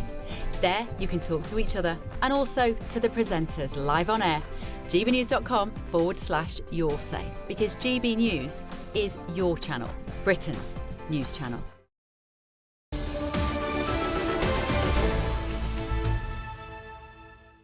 Hello, it's 10:51 and this is Britain's Newsroom on GB News. Well, the Prince and Princess of Wales were forced to retreat from biblical rainfall during a visit to London's Natural History Museum yesterday. It was the royals' first public outing after their long summer break, which was designed to connect inner city children with the natural world. Well, our royal correspondent Cameron Walker was there. Summer's out, clouds roll in. The Prince and Princess of Wales joined children for pond dipping, but the weather had other ideas. Biblical rainfall. A rapid retreat inside the Natural History Museum. You got the right to within seconds. Connecting with nature is important to Prince William and Catherine.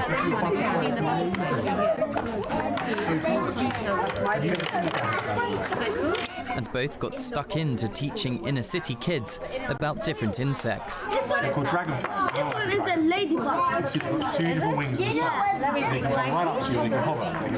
Let me see. You can feel the wind on their nose. The museum's education programme has exposed children from more than 7,000 schools, colleges and nurseries to nature in its newly transformed gardens. Dr John Tweedle, head of the Centre for UK Nature at the Natural History Museum, helps inner city children engage with what's around them. The gardens have been designed so we can engage far more young people in the nature that they'll have near them, actually, not just here in the garden. So learning about the different species we have in our pond, the value of nature and the steps they can take to help nature where they live. Is there a way you can encourage more things to go in there? The Prince and Princess also joined older students from Manchester who've created new habitats on their school grounds. Prince William's Earthshot Prize supports new solutions to tackle environmental problems, and the Princess talks often about the healing power of nature following her cancer battle. It's expected to be a busy autumn term for the future King and Queen. In less than 2 weeks, they will help welcome President Trump for his state visit to the UK. Cameron Walker, GB News in London. Thanks, Cameron. Well, we have some breaking news for you now, because it's being reported that 3 British nationals have been killed in the tram crash in Lisbon. That's the Gloria Funicular in Lisbon that derailed and crashed at around 6 p.m. on Wednesday. Well, of course, we will bring you all the latest as we hear it on that. Well, of course, we've got lots more coming up on the show, and you've been getting in touch with your views. Please do continue to do that. gbnews.com/yoursay. Yeah, we'll have lots more in the future of Angela Rayner discussing that very shortly, and if Sir Keir Starmer will be forced to sack her. This is Britain's Newsroom, only on GB News.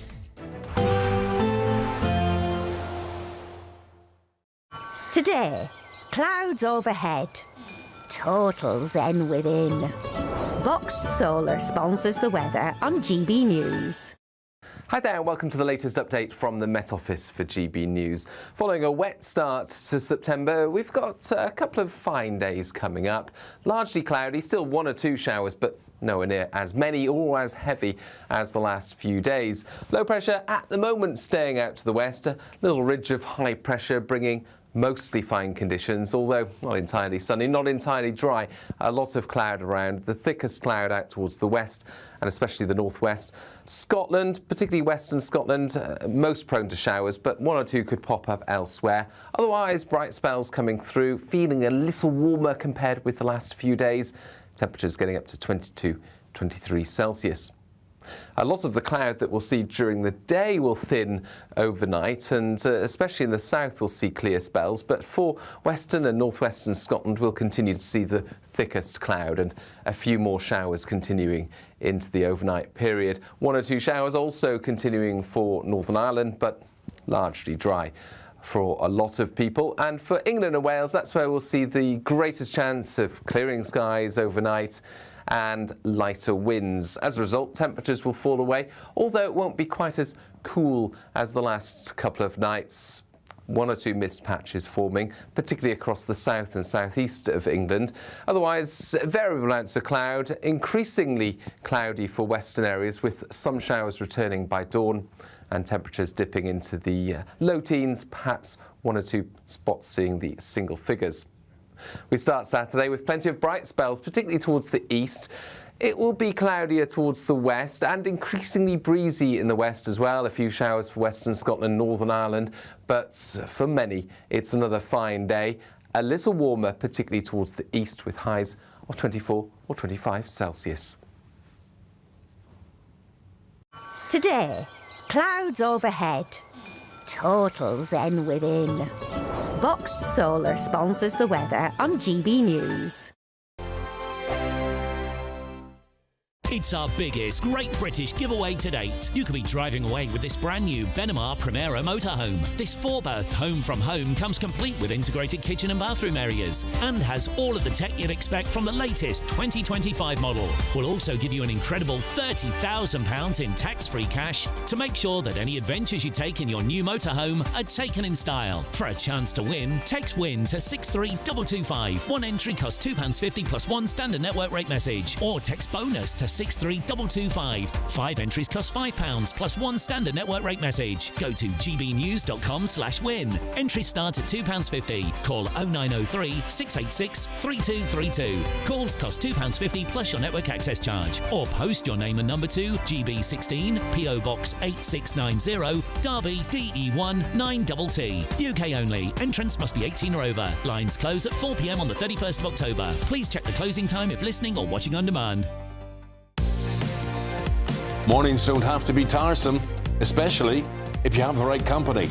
Wake up to news as it happens, opinion and debate, and of course, a little bit of entertainment too. Because when the kettle's on, we're on. That's Breakfast on GB News, a show worth waking up for. Every morning from 6 a.m. Only on the People's Channel, Britain's news channel. We'll spread the news, you spread the word. From the school run to the home run, watch a new show for all of Britain. He can say whatever he wants. A straight talking show where all voices are heard.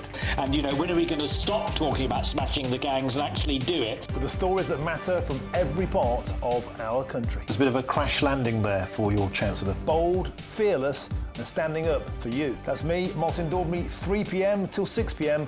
weekdays, here only on GB News. The People's Channel, Britain's news channel. Britain was once the envy of the world. But look around. A nation that no longer knows what it is or where it's going. A country that's broken. How do we fix Britain? How do we bring it back? Friday night with Matt Goodwin at 8 p.m. only on GB News. At GB News, we love to hear from you, our loyal community. So drop us a line at gbnews.com/yoursay. There, you can talk to each other and also to the presenters live on air. gbnews.com/yoursay, because GB News is your channel, Britain's news channel. Join me, Nana Akweer, for an informative, interactive news programme with a difference. It's fun. No, he didn't say that, though. I'm so surprised. I think there's an element of truth to that. Join me from 3 p.m. every weekend, only on GB News, Britain's news channel.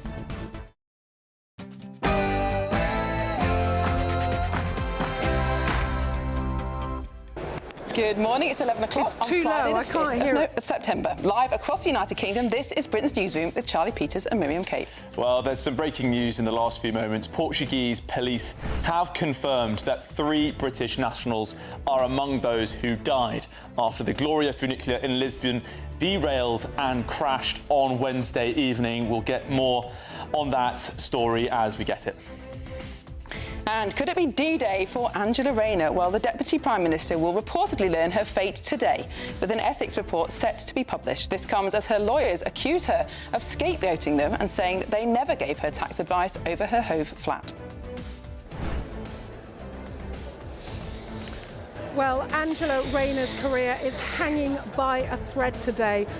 The Prime Minister should receive the verdict from Sir Laurie Magnus this afternoon. He will act on it. At the moment, the noises from Labour are sounding pretty gloomy, but whatever happens, this is a terrible start back of term for a government which was trying desperately to get back onto the front foot. Well, one person looking to profit from this government on the back foot will be Nigel Farage. He's looking to address the Reform Party conference later on as it kicks off in Birmingham. And of course, we're live on the ground throughout. That's right. While it's doom and gloom for the Prime Minister, it's positive jubilance for Nigel Farage and his assorted foot soldiers here at the Reform Party conference. The question is, can they turn that positivity to productivity? Can they professionalise?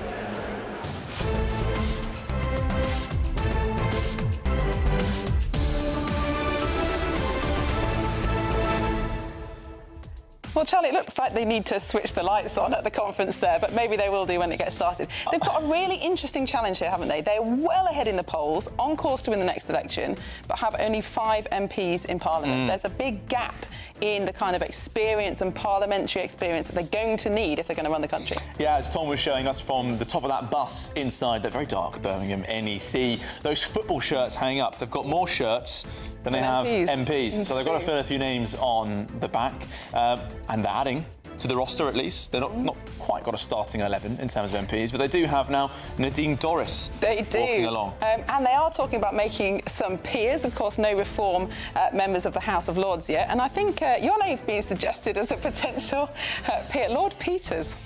Lord Peters of Paddington. We'll get into that a bit later, won't we? What would be your first reform that you would... That's very much in keeping. I think everyone knows what I'd like to change, what I'm keen to press on. But what would you like to see the Reform Party being loud and proud about? Let us know, gbnews.com/your say. Before we get stuck into all of that, let's have your news update with Tatiana Sanchez.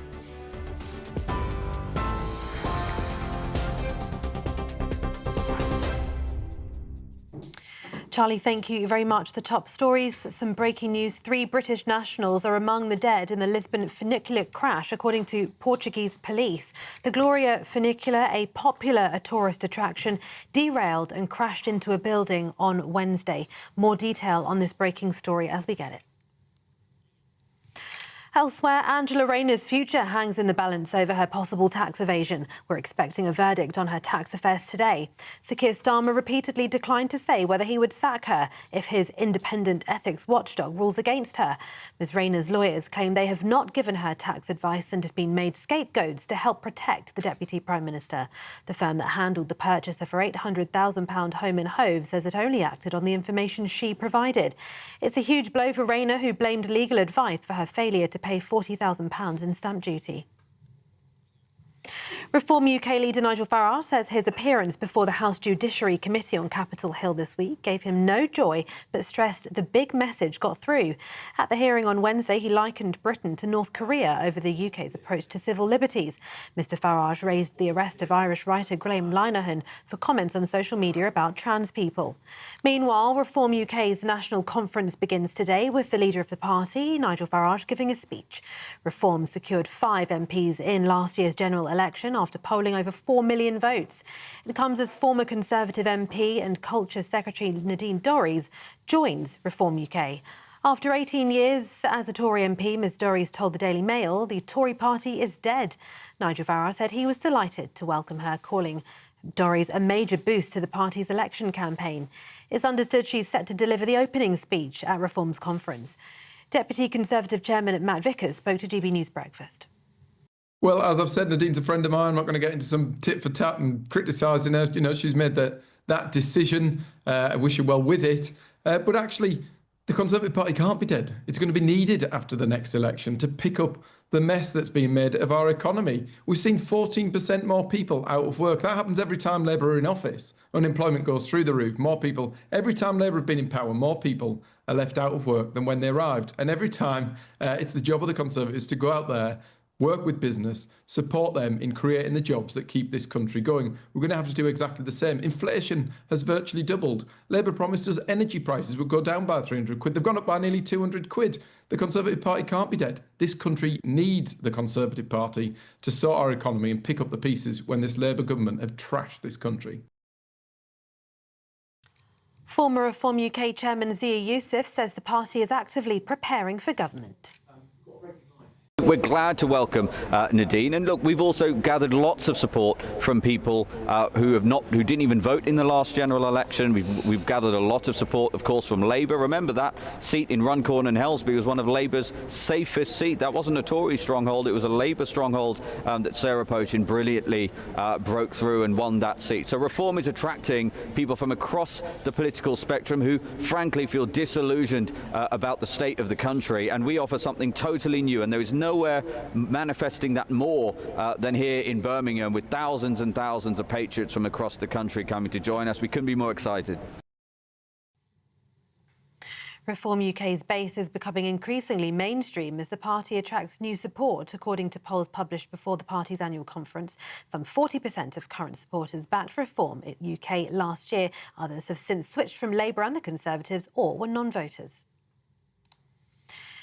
The average UK house price jumped to a new record high last month following 3 month-on-month rises in a row. Typical property prices are approaching £300,000. The report from Halifax found the average UK house price increased by 0.3% month-on-month in August, following monthly rises of 0.4% in July and 0.1% in June. However, the annual pace of house price growth slowed to 2.2% in August, down from 2.5% in July. And Vladimir Putin says any foreign troops in Ukraine would be legal targets for strikes. It comes after 26 countries, part of the so-called coalition of the willing, said they'd commit troops to Ukraine for post-war security yesterday at a meeting in Paris. The Russian leader also re-invited Volodymyr Zelensky to go to Moscow for peace talks, claiming he'd provide security for the Ukrainian leader. Those are the latest headlines. More in half an hour. Cheers Britannia Wine Club proudly sponsors the GB News Financial Report. And here's a quick snapshot of the markets. The pound will buy you $1.3473 and €1.1527. The price of gold, £2,634.24 per ounce. And the FTSE 100 is at 9,236 points.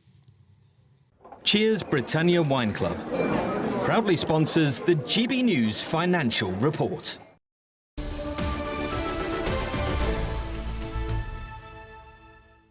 Thanks, Tatiana, and welcome back to Britain's Newsroom, live across the United Kingdom on GB News with Charlie Peters and Miriam Cates. Well, there's only one place to start today, and that's Angela Rayner, whose fate could be decided later this afternoon. Yes, the Deputy Prime Minister is anxiously waiting for the report from the independent advisor on ministerial standards. Well, he'll decide whether or not Ms Rayner broke the ministerial code when she underpaid £40,000 worth of stamp duty when she bought a flat in Sussex.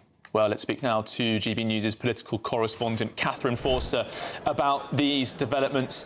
And Catherine, the question really for Labour and Angela Rayner is what advice she took and whether or not she's in the wrong. Yes, exactly. And we should get more details this afternoon because Sir Laurie Magnus, who is investigating this, is likely to give his report. We know that he's due to go on holiday tomorrow. We also know that the Prime Minister wants this to be done and dusted quickly. So what he will be looking at is exactly what advice Angela Rayner was given and exactly what information she provided. Fundamentally, though, this is a very simple story about a Deputy Prime Minister and a Housing Secretary who has failed to pay £40,000 of tax, which in fact she did owe. But it hinges on the advice, she says that she was given faulty advice. Now, overnight, the Telegraph are reporting that the conveyancing firm that she used when she was buying this £800,000 flat in Hove on the south coast have said that they are being scapegoated, said that they simply used the information that Angela Rayner had given them, that they put it into HMRC's own tax calculator to work out what she owed. They said they don't give any advice on trusts or anything like that at all. Now, apparently, Angela Rayner's team are saying that she had advice from 2 other sources as well. No doubt that will be investigated too. But look, on the HMRC's own website, there is a page, I wonder if you can get it up if we've got the graphic for it, which talks about when people are liable for the higher rate of stamp duty. And it says basically to work out how many properties you'll own when you've bought the new property.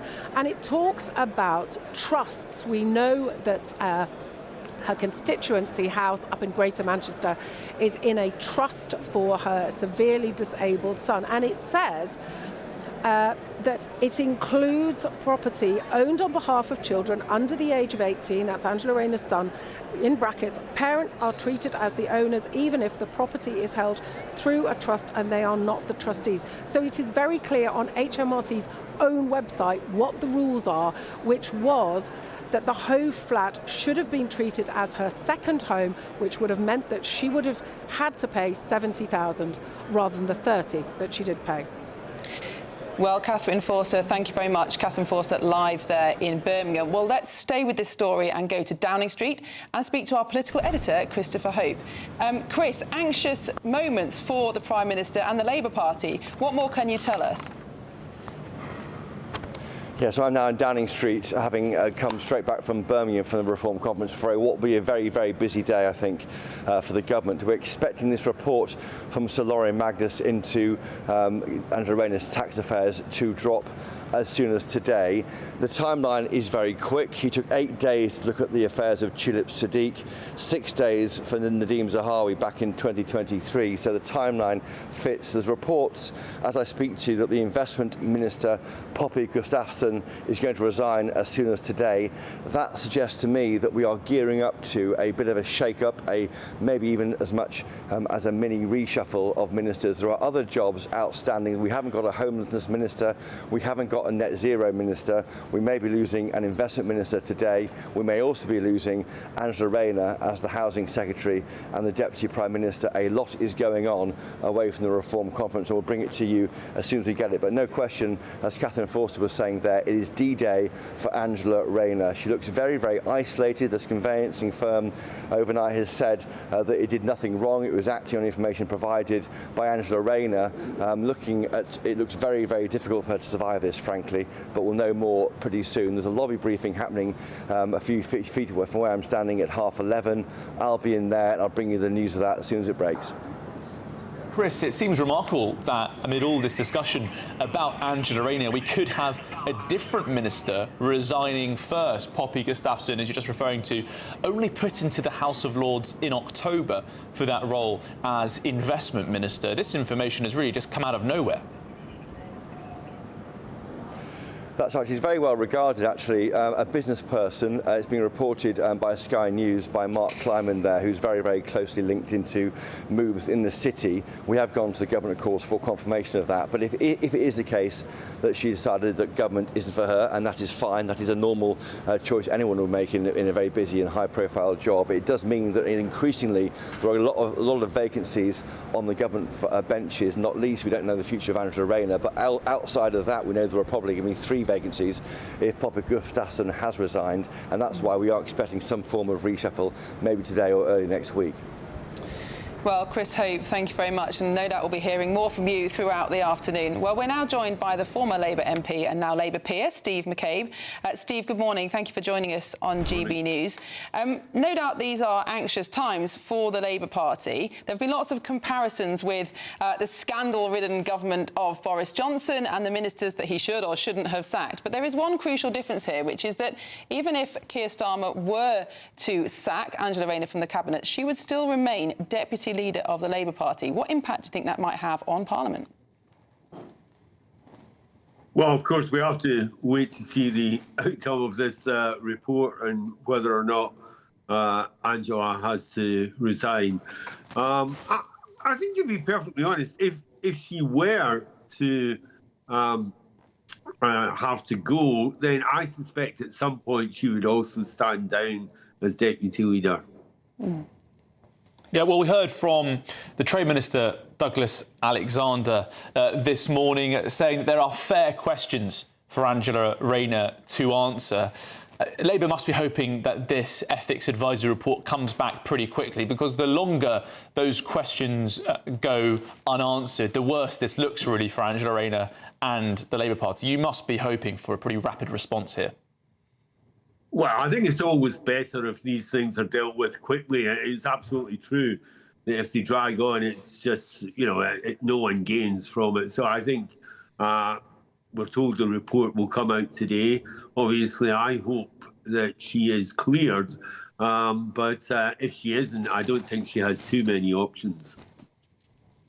And Steve, just moving on now to another issue. We've got conference season underway. Reform conference started this week. It'll be the Labour Party in a couple of weeks' time. Reform are clearly on the up. There's a very excited atmosphere at their conference because they're leading in the polls. How worried is the Labour Party about the rise of Reform? Well, I mean, they've had a very good summer. There's no point in trying to deny that. I think it's always easier if you're a kind of nascent or emergent political group at a time when there is, difficulties ahead for the government. This government did inherit quite a difficult set of circumstances. And I think it's always easier if you're that kind of group because you can respond to the anxieties and discontents that people are expressing without actually having to have really concrete answers. So I think at the moment, I'm not surprised that Reform are doing well. The issue for them will be what happens as they expand and as they have to look more like a party that could end up in government. We've seen in the past that they had a devastating effect on the Conservative Party at the election, obviously. But one of the funny things about, sucking in people like Nadine Dorries is they're actually going to end up bringing some of the Conservative Party discontents into their own ranks, and I don't know how good that will be for them. Well, Steve, are you concerned as Reform continues to drag away Labour voters, at least according to the polls, and of course the recent council elections, that they could also drag away some Labour politicians? They'll be very keen, won't they, to not just be picking off former Tories, so they don't end up looking like the Tories 2.0, as some critics have described Reform. Do you think any of your colleagues might soon defect? Well, I'm not aware of anyone who is considering that. Obviously, people don't generally broadcast it. I'm not aware of anyone who's considering that. I personally believe that Reform's appeal is not that likely to impact the Labour Party in itself. Reform are a fairly kind of, they're appealing to pretty standard Conservative values on the one hand, and to people who feel a bit alienated by the political system on the other. Labour's issue is really about aiming for the centre ground, but having to deal with elements in our own ranks who don't always support that. And the difficulty seems to be, Steve, that even if certain members of the Cabinet very much want to sort out the problems that concern voters, so illegal immigration, for example, or reducing the cost of living, we get the impression that many on the Labour backbenchers will never vote for the kind of policies that would bring those things into effect. They'd never vote, for example, to leave the ECHR or to make cuts to welfare. We've seen that in evidence just the last few months. Well, I don't think Labour has any plans to leave the ECHR. I think there has been talk about perhaps trying to change elements of it so that it better reflects the circumstances we're living in. Well, I don't know. I mean, it's up to... You will know from your own background, there are always times when backbench MPs pose difficulties for government that are trying to make hard decisions. I personally believe that the Labour MPs who were elected just 14 months ago. It's time they actually started to show a bit of discipline and support a government that's doing some difficult things in difficult times. OK, Labour peer Steve McCabe, thank you very much for your time this morning. I have to say, Miriam, I thought the decision to criticise Nigel Farage in DC as talking Britain down was pretty bad timing, potentially, for Labour. Just as they launched their big, explosive, positive conference, that message, I don't think it will last more than a day because they're going to have the great opportunity to sort of sell themselves as a party. That's right, but you can see why Labour are clutching at straws because they're bleeding votes to reform just like the Conservatives are, and I think they probably are worried about defections, as you said. Probably they'll start at local level first. I don't know whether there are any MPs considering that, but difficult times, and this afternoon could be even more difficult. Yeah, and Steve also, to his credit, doesn't know anyone who's prepared to broadcast that they're off to join reform. Well, if they want to come on GB News, then we'll always make space for them. Absolutely. Well, still ahead, we're going to ask a top pollster if he thinks that reform can really win the next election. This is Britain's Newsroom, Britain's favourite morning show, only on GB News.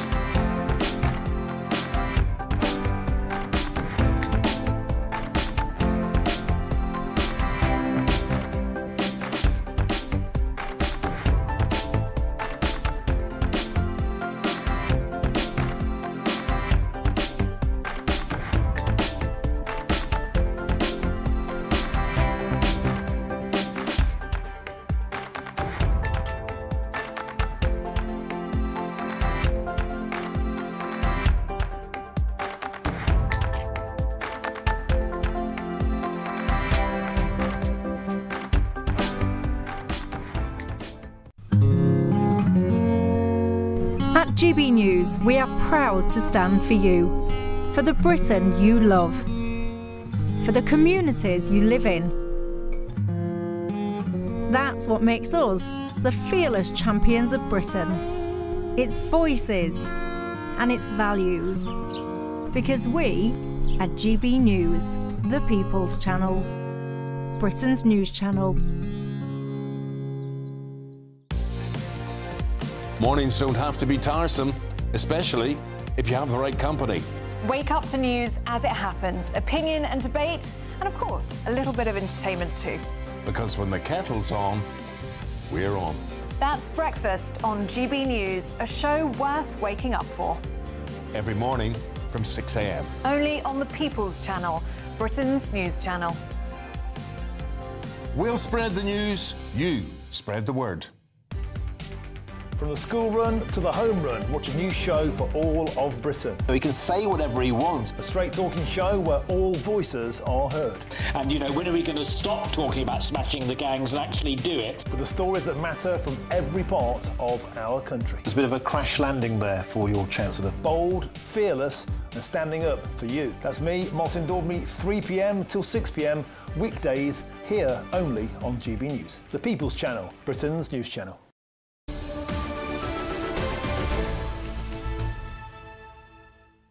Welcome back. It's 11:24. This is Britain's Newsroom on GB News.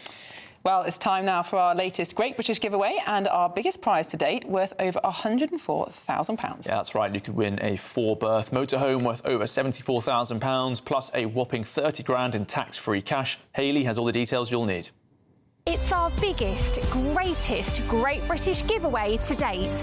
Your chance to win a prize package worth over £104,000. You could be driving away with this brand new Benamar Primero motorhome. With thanks to Marquis Leisure, this 4-berth home from home comes complete with integrated kitchen and bathroom areas, sky view roof lights, and has all the tech you'd expect from the latest 2025 model. We'll also give you an incredible £30,000 in tax-free cash to make sure any adventures in your motorhome are taken in style. For a chance to win the motorhome and cash, text WIN to 63225. One entry costs £2.50 plus one standard network rate message. Or text BONUS to 63225. 5 entries cost £5 plus one standard network rate message. Go to gbnews.com/win. Entries start at £2.50. Call 0903 686 3232. Calls cost £2.50 plus your network access charge. Or post your name and number to GB16 PO Box 8690 Derby DE1 9TT. UK only. Entrance must be 18 or over. Lines close at 4 p.m. on the 31st of October. The winner will be contacted live on GB News, week commencing 10th November. Please check the closing time if listening or watching on demand. Good luck. Welcome back. We're joined in the studio by the Labour councillor Sebastian Salek and the GP and GB News contributor Dr René Hundekamp. Thank you both for joining us this morning.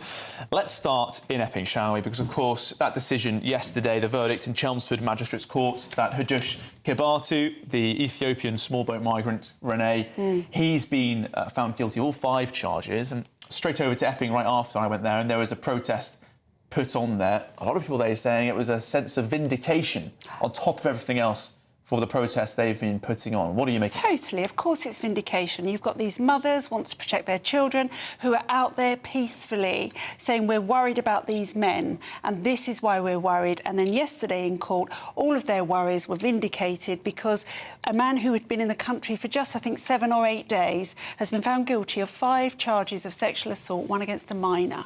These mothers are absolutely justified in their fears. And I know people are going to say, oh, well, we've got paedophiles and sexual assault people in this country. We do, of course we do. And we must clamp down on those too. But we don't have to ship them in as well and put them in communities. Sebastian, this really has been confirmation that the parents in Epping have legitimate concerns about the hotels housing asylum seekers. Do you think the government's going to respond to this? I don't know what the government is going to say, but I mean, when you read about what this man did and what he said, clearly horrendous, and really good to see him face justice in our justice system. Pleased also to see the government changing the law, making it easier to deport foreign criminals at the point of sentencing rather than later on, so that as soon as that sentencing is handed down, they can then be moved out of the country.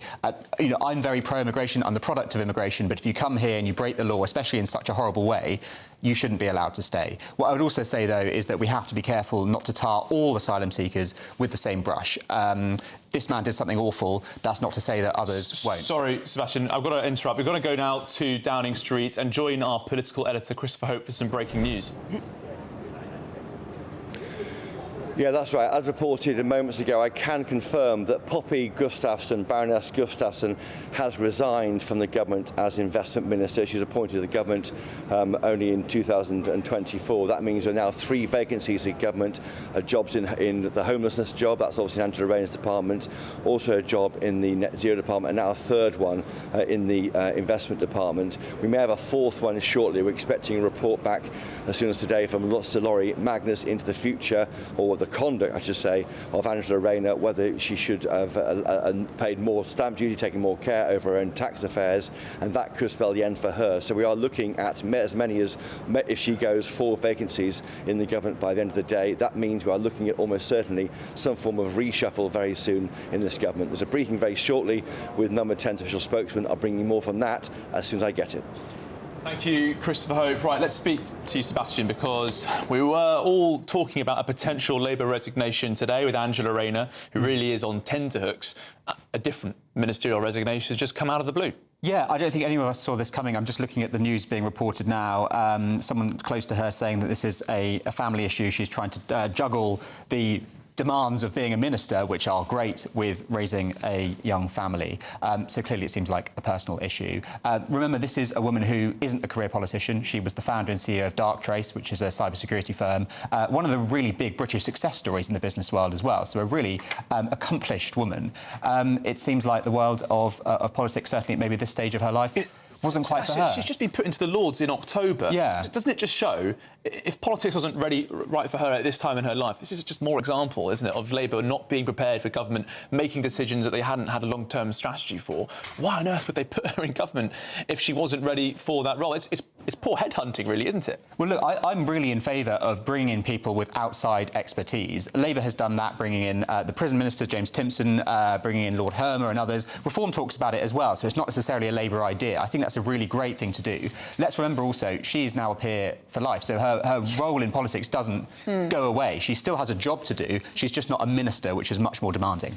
It does seem poor timing, though, doesn't it? Because if they are on tenterhooks for Angela Rayner leaving today, the last thing they need is for other people to start willy-nilly resigning around them. Except that if there's going to be a reshuffle, and everybody should go at the same time, because otherwise it's like a jigsaw with a few missing pieces. But keeping on this topic of putting people with particular skills in the House of Lords, as Sebastian said, it's not just Labour doing that. Reform are going to need to do this if they win the next election, because they've got so few experienced politicians at the moment. Now, there have been some suggestions made by a Telegraph columnist today, which includes our very own Charlie Peters as a potential peer. What do you think? I don't know what you think about that particular suggestion. Perhaps you'd like to make no comment. But what do you think about this idea of imposing peers in the House of Lords, so not elected, not democratically accountable, to have pretty significant roles in government, potentially? So I think that the way that the Lords works is to absolutely have people with expertise in their field. For example, you know, Lord Winston brings a wealth of medical knowledge to the House, and I think the reason that the House works well is because you've got those people in who wouldn't ordinarily run through the rigours of election and the cost of election, the chance of losing. Putting them in there for their expertise is 100% the right thing to do. What do you make of that, Sebastian, the idea that they can go for peers instead of MPs? Do you think it makes them less accountable? Broadly, I agree, and we have to remember that in France, this is really normal. Ministers are quite often from outside the world of politics. What I would suggest is that we strike a balance. So we've seen it in the past with people like Baroness Warsi, with even David Cameron coming back and coming into the Lords to be the Foreign Secretary. But what I wouldn't want to see is a whole cabinet chock full of Lords, because that, at that point, raises some questions around just how democratic it is. Well, and indeed, because both the Labour Party and the Reform Party have said at different times that they'd either scrap or significantly reform the House of Lords. I mean, what's your view on the second chamber?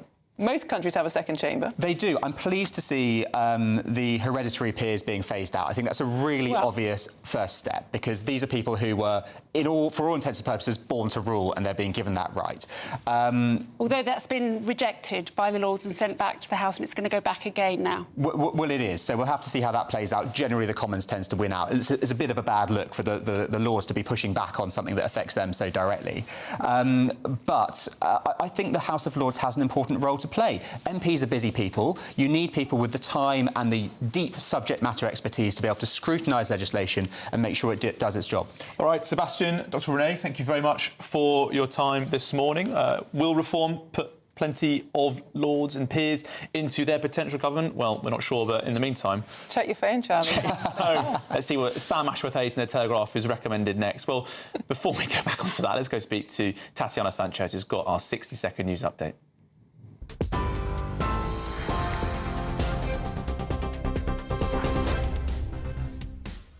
Yes, thank you very much. The top stories. 3 British nationals are among the dead in the Lisbon funicular crash, according to Portuguese police. The Gloria funicular, a popular tourist attraction, derailed and crashed into a building on Wednesday. Angela Rayner's future hangs in the balance over her possible tax evasion. We're expecting a verdict on her tax affairs today. Sir Keir Starmer repeatedly declined to say whether he would sack her if his independent ethics watchdog rules against her. Reform UK's national conference begins today with the party leader Nigel Farage giving a speech. It comes as former Conservative MP and Culture Secretary Nadine Dorries joins Reform UK. The average UK house price jumped to a new record high in August, following 3 month-on-month rises in a row. Typical property prices are approaching £300,000. And those are the latest headlines for now. More in half an hour. Take the GB News family with you on any device. As long as you have an internet connection, tune into GB News anywhere on the planet or beyond.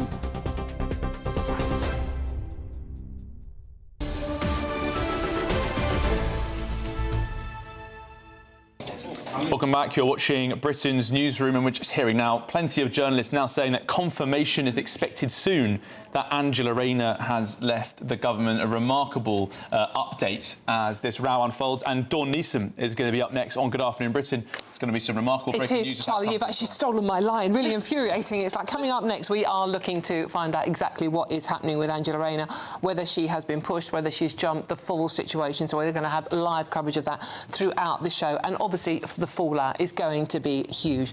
Lots of ramifications there. Obviously, I've sent my partner in crime up to Birmingham. I had to get rid of him some way. So Tom will be reporting live from the Reform Party conference in Birmingham for us. And we've got all the big speeches coming up in our time as well. So we'll have all the party grandees there telling us what they're going to do. We've also got, after Steve Bannon, Trump's main man, said that there was a problem with radical Islam in the UK. We've got a debate on that one as well, which will be interesting. 2 Muslims debating that one. And we are asking, should asylum seekers all be housed in secure camps? Well, so exactly, it's a very, very big show. Robert Jenrick making that intervention. Robert Jenrick making that, and evidently over half the country, 52% of us agree with him. Yeah. Popular polling on that? Very popular. It is strange, Dawn, isn't it? The only person who seems to be challenging reform on immigration is just one man in the Conservative He's Party. actually more right-wing than Nigel Farage. He's himself. He's out Farage. Very, very, yeah. Well, of course, big news on Angela Rayner, which Reform might be pleased with, but on the other hand, it could derail the coverage of their conference because it is Nigel such Farage's big news. headline speech. Indeed, it may be cut in half by breaking all news. of that coming up. There's certainly the Angela Rayner line, every coffin's bit of that. Thanks, Dawn. See you soon.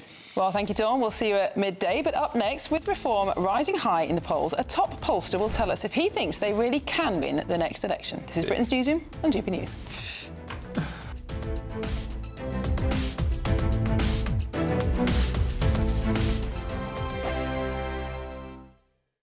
Hi there and welcome to the latest update from the Met Office for GB News. Following a wet start to September, we've got a couple of fine days coming up. Largely cloudy, still 1 or 2 showers, but nowhere near as many or as heavy as the last few days. Low pressure at the moment staying out to the west, a little ridge of high pressure bringing mostly fine conditions, although not entirely sunny, not entirely dry. A lot of cloud around, the thickest cloud out towards the west and especially the northwest. Scotland, particularly western Scotland, most prone to showers, but 1 or 2 could pop up elsewhere. Otherwise, bright spells coming through, feeling a little warmer compared with the last few days. Temperatures getting up to 22, 23 Celsius. A lot of the cloud that we'll see during the day will thin overnight, and especially in the south we'll see clear spells, but for western and northwestern Scotland we'll continue to see the thickest cloud and a few more showers continuing into the overnight period. 1 or 2 showers also continuing for Northern Ireland, but largely dry for a lot of people. And for England and Wales, that's where we'll see the greatest chance of clearing skies overnight and lighter winds. As a result, temperatures will fall away, although it won't be quite as cool as the last couple of nights. 1 or 2 mist patches forming, particularly across the south and southeast of England. Otherwise, variable amounts of cloud, increasingly cloudy for western areas, with some showers returning by dawn and temperatures dipping into the low teens, perhaps 1 or 2 spots seeing the single figures. We start Saturday with plenty of bright spells, particularly towards the east. It will be cloudier towards the west and increasingly breezy in the west as well. A few showers for western Scotland, Northern Ireland, but for many it's another fine day. A little warmer, particularly towards the east, with highs of 24 or 25 Celsius. Westminster's full of talk, but out here it's the real world. Am I allowed to talk now? No, that's it. This is where it matters, real people and real lives. That's what politics is all about. In fact, has Trump made a good start? No. Straight answers, no spin, and just a couple of pints. How many fingers have I got up? About 10. So join me for Lee Anderson's Real World every Friday at 7 p.m. only on GB News. The People's Channel, Britain's news channel. You want to know what's really going on in the corridors of power? Labour don't know what to do with you half the time, and that makes you quite lethal in the chamber. Get behind the headlines with Chopper's Political Podcast. Join me, Christopher Hope, as I sit down with the great and the good of British politics. We'll see where this ruling takes us. These are the stories shaping our nation. Chopper's Political Podcast, available now on all platforms. Listen in and stay ahead.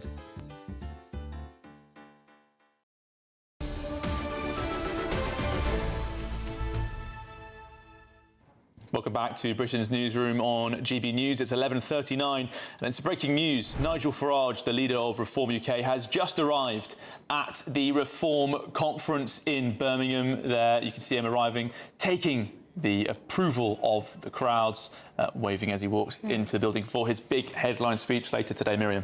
Yes, that's at 4 o'clock, and of course we will be reporting on that live on GB News. And very, very interesting day for Reform. This is a big set-piece event for them. It's for the first year. They're actually in for a chance of winning the next general election. Extraordinary rise from 19% in the polls to 31% in the polls in just 1 year, trouncing the Conservatives and the Labour Party. But his thunder could be stolen potentially this afternoon. So she has a reach. Let's listen into what Nigel Farage is saying right now. Most politicians do. So we're absolutely thrilled to have her. What do you think about Angela Rayner's position? Perilous. Perilous. Hello, Mr. Farage. How many more former Tories can we expect to see joining your ranks? Well, I don't know. We'll be happy with Nadine for today, and we'll see what happens. But it feels to me like they're collapsing. You used to be a very big fan of Nadine Dorries. A couple of years ago, you tweeted not very nice things about her. Well, that's politics. What changed your mind on Nadine Dorries, Mr. Farage? No, I think Nadine Dorries has changed her mind, and she's realised that the Conservative Party is dead. As she said, it's dead. This way, please, guys. Yeah. Thank you. Thank you very much. Cheers. Saying that Angela Rayner's situation, he said he was commenting on that, saying that the party was in disarray there, falling apart, and saying that he's changed his mind on Nadine Dorries because what changed? Politics. Politics, and her view now that the Conservative Party is dead. Yes. I mean, exit Nigel Farage, pursued by Tom Harwood there. Exactly, trying to get his question in. Well, I'm sure Tom will be getting in questions before the end of the day. Well, with Nigel Farage, they're telling Reform to prepare for power in 2027, well ahead of the next anticipated general election.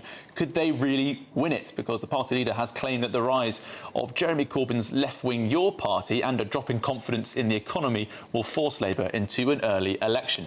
Well, of course, as we've just seen, that annual Reform Party conference starting today, as the first UK poll since the summer break has given Reform UK its biggest lead yet, with a 10-point advantage over Labour. But could they actually see victory in the next election? Well, joining us now to give their thoughts is Pollster at Savanta, Chris Hopkins. Chris, thank you very much for joining us this morning. It's a particularly turbulent morning in British politics, but one thing's for sure at the moment is that Reform UK continues to be on the rise. Is the leader, Nigel Farage, right to say they could be in power as early as 2027? I mean, who knows when the next general election will be, and obviously there is a long way to go between now and then, but I mean, at the minute, why not? I think we are seeing a really sort of disparate and fragmented politics at the minute. What that does at a constituency level is lower the threshold that any party needs to win, and therefore if Reform are riding high in the polls, as say with a 10-point lead over Labour in some of the more recent ones, why can't they win in a whole host of constituencies? Because they might not need a particularly high percentage of the vote in each seat to end up leading. And yeah, while the Conservatives are in disarray, there isn't really a party on the right of the political spectrum that is going to appeal to voters in quite the same way that Reform UK do. And Chris, with this fragmentation of voting, does that make it more difficult for pollsters like you to predict what's going to happen at the next election? Because it's one thing saying that Reform are on 31% of the vote, but because of the first past the post system, it's very difficult to predict how many seats will actually be won. Yeah, look, I mean, primarily our job is to get vote share as close to the end result as possible rather than individual seats. But obviously there was a real rise in the last election of these MRP models, these seat predictor models. And we're very likely to see that again. And I think any pollster that doesn't think that they're going to have a massive headache come 2029 or even 2027 if it is sooner, I think is lying or incredibly confident in their own methods. I think we will all be, but it will obviously make life really difficult, for us, because if there are five strong parties, maybe even six, if Jeremy Corbyn's party really comes to the fore, fighting really hard in a whole host of constituencies, as I say, it could be 27% of the vote, 28% of the vote that wins each seat, and it could be really, really tight. We could see a lot of 4, 5, 6-way marginal seats, and it makes for an exciting election, but makes for a real headache for pollsters. All right, Chris Hopkins, pollster at Savanta, thank you very much for your time this morning. We'll be going back to the Reform Conference in Birmingham very shortly with our Deputy Political Editor, Tom Harwood. He's going to be out and about chasing down Nigel Farage. You're not going to want to miss that. But first, if you're in search of some holiday sun, here's the forecast for some of the top European destinations.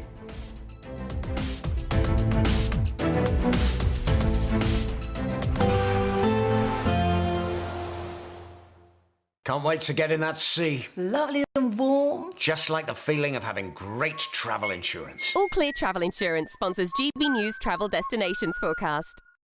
Low pressure to the west of the UK may drag in some breezy conditions around coasts of Portugal. Otherwise, it's mostly fine and settled across much of Europe. Here's this area of low pressure bringing in those breezy conditions around coasts of western Portugal, northwestern parts of Spain, potentially bringing in some cloud, perhaps some light outbreaks of rain later into the day. But as we move our way eastwards across the Mediterranean, we can see it's mostly dry, settled, plenty of sunshine. That theme continues over the weekend, along with the warm sunshine. All Clear Travel Insurance sponsors GB News Travel Destinations forecast. Welcome back to Britain's Newsroom with Andrew and Beth. Hello everyone, Patrick Christie's here. I'm Michelle Duke, Britain's News Channel. Access the stories that matter to you. Take the GB News family with you on any device. And as long as you have an internet connection. Tune in to GB News anywhere on the planet or beyond. GB News, the People's Channel, Britain's news channel. Britain was once the envy of the world. But look around. A nation that no longer knows what it is or where it's going. A country that's broken. How do we fix Britain? How do we bring it back? Friday night with Matt Goodwin at 8 p.m. only on GB News. It's Patrick Christie's Tonight, and here we do things differently. It's explaining the absolute madness of this, doesn't it? It's explosive. I mean, this is very good. It's lively. 850. Your government sat there short and it did nothing. It's controversial. And the Middle East has been in turmoil since before I was born. It's everything you need to kickstart your evening. Everyone's had their Weetabix tonight. I love to see it. That's Patrick Christie's Tonight, weeknights from 9 p.m. Only on GB News, the People's Channel, Britain's news channel. At GB News, we love to hear from you, our loyal community. So drop us a line at gbnews.com/yoursay. There you can talk to each other and also to the presenters live on air. gbnews.com/yoursay, because GB News is your channel, Britain's news channel. Hi, I'm Michelle Dewberry, and my show is your opportunity to cut through all the noise and dive in headfirst to some robust debates. Ideas clash. Situation, no, because the failure is you're deliberately avoiding my point. Nothing's held back, And if you think this is the end of it, wait for more. and we do not shy away from the difficult stuff. Sometimes I want to shake people and say, if only you understood. So join me on Jubes & Co. weeknights at 6 p.m. only on GB News, Britain's news channel. Join me, Nana Akwe, for an informative, interactive news programme with a difference. It's fun. No, you didn't say that, Dave. I'm so surprised. I think there's an element of truth to that. Join me from 3 p.m. every weekend, only on GB News, Britain's news channel. Mornings don't have to be tiresome, especially if you have the right company. Wake up to news as it happens, opinion and debate, and of course, a little bit of entertainment too. Because when the kettle's on, we're on. That's Breakfast on GB News, a show worth waking up for. Every morning from 6 a.m. Only on the People's Channel, Britain's news channel. We'll spread the news, you spread the word.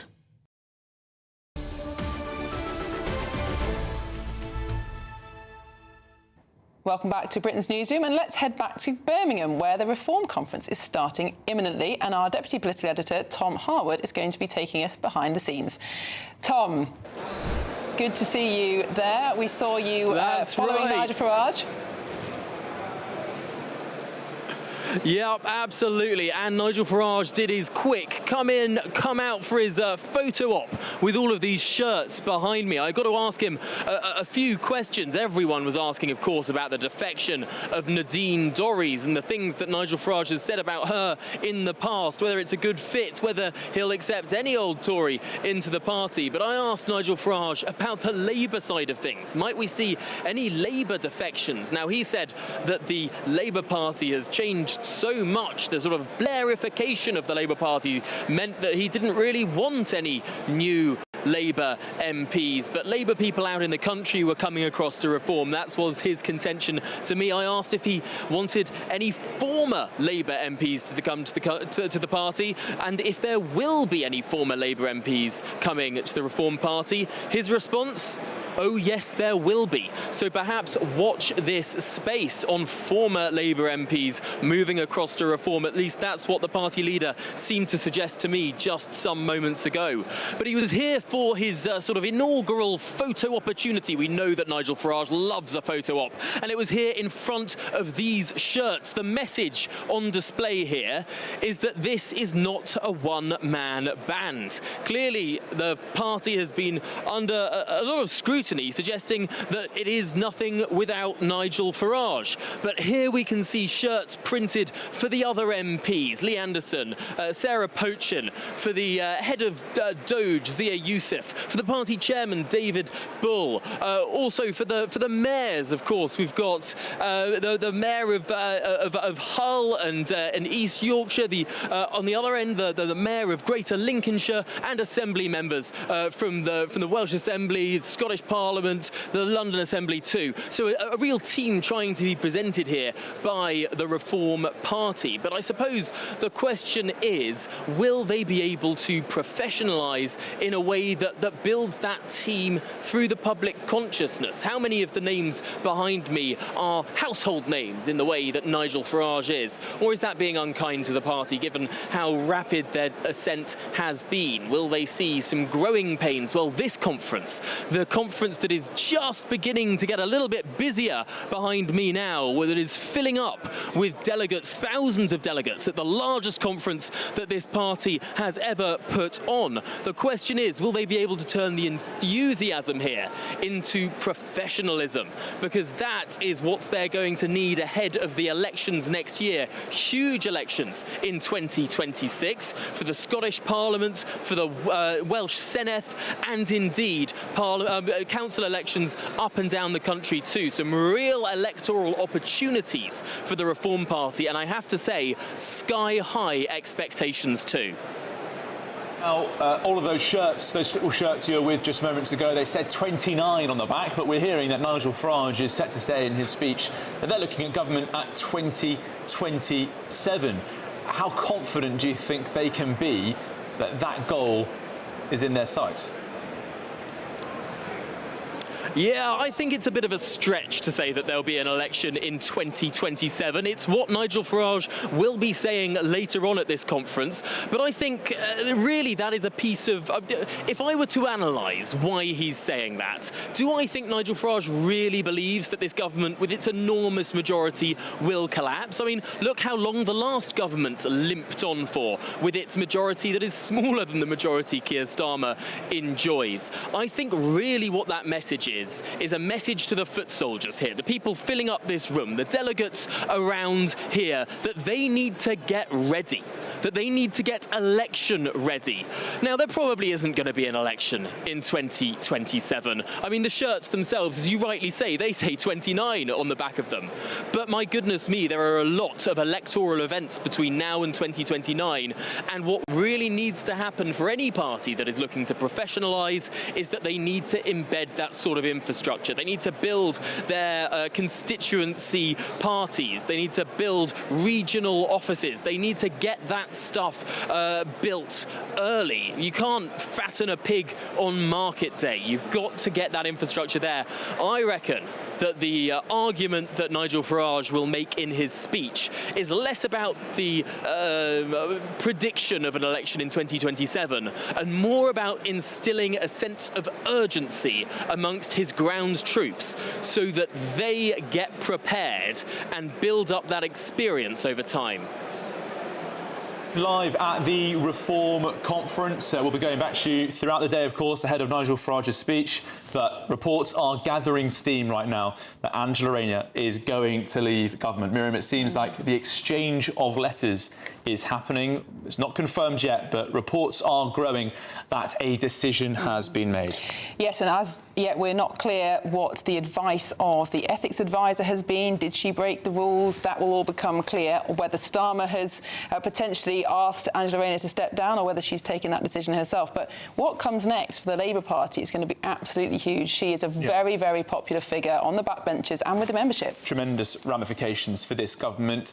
Said to be launching phase 2, Miriam. We've already had one ministerial resignation this morning. Poppy Gustafson, who was the investment minister, no longer. That really came out of nowhere. Almost certainly took this studio by surprise. And they've now got to potentially switch fire to dealing also with Angela Rayner stepping away from her duties in government. But Miriam, it's not just about that role in the Ministry of Housing, Communities and Local Government. She's also the deputy leader of the Labour Party. If these reports are confirmed that she has resigned, she could cause a lot of damage from those backbenches with such a strong position in the party. Because she is directly elected by the members to that deputy leader position. Of course, she could resign it and there could be another election, but if she chose to keep it, that would make her a very, very powerful figure on the backbenches. But I do think, Charlie, that the housing job is extremely important. We've talked a lot about how important immigration will be to the next election, but so will housing, and there's not been enough focus actually on her performance as housing secretary. We've heard the news today that house building in London is at record lows. The new person in the job, if there is to be one, will have to kickstart construction. Well, I think the focus for this government straight away will be about do they have sufficient discipline? Are the ministers correctly working in public office? Are there ethical and private arrangements in line? Because there'll be so much discussion, of course, about the various roles. She's got 3 jobs potentially to step back from here, Miriam. But I think first and foremost, this government will have to battle through some really difficult discussions over how many ministers they've lost already. And if she were to be on the backbenches, she could become a focus for rebellion that would not help the government to put through its plan for change, shall we say? Absolutely not. Well, coming up just after this break, we're going to have Dawn Neeson with Good Afternoon Britain. Tom Hyde will remain live in Birmingham as reports are gathering steam that Angela Rayner is going to leave government. Stay with us on GB News. It's our biggest Great British giveaway to date. You could be driving away with this brand new Benamar Primera motorhome. This 4-berth home from home comes complete with integrated kitchen and bathroom areas and has all of the tech you'd expect from the latest 2025 model. We'll also give you an incredible £30,000 in tax-free cash to make sure that any adventures you take in your new motorhome are taken in style. For a chance to win, text WIN to 63225. One entry costs £2.50 plus one standard network rate message, or text BONUS to 63225. 5 entries cost £5 plus one standard network rate message. Go to gbnews.com/win. Entries start at £2.50. Call 0903 686 3232. Calls cost £2.50 plus your network access charge. Or post your name and number to GB16 PO Box 8690 Derby DE1 9TT. UK only. Entrance must be 18 or over. Lines close at 4 p.m. on the 31st of October. Please check the closing time if listening or watching on demand. From the school run to the home run, watch a new show for all of Britain. He can say whatever he wants. A straight talking show where all voices are heard. And, you know, when are we going to stop talking about smashing the gangs and actually do it? With the stories that matter from every part of our country. There's a bit of a crash landing there for your Chancellor. Bold, fearless and standing up for you. That's me, Martin Dorby, 3 p.m. till 6 p.m, weekdays, here only on GB News. The People's Channel, Britain's news channel. Westminster's full of talk, but out here, it's the real world. Am I allowed to talk No, now? that's it. This is where it matters, real people and real lives. That's what politics is all about. The fact has Trump made a good start? No. Straight answers, no spin, and just a couple of pints. How many fingers have I got up? About 10. So join me for Lee Anderson's Real World every Friday at 7 p.m. only on GB News. The People's Channel, Britain's news channel. Britain was once the envy of the world.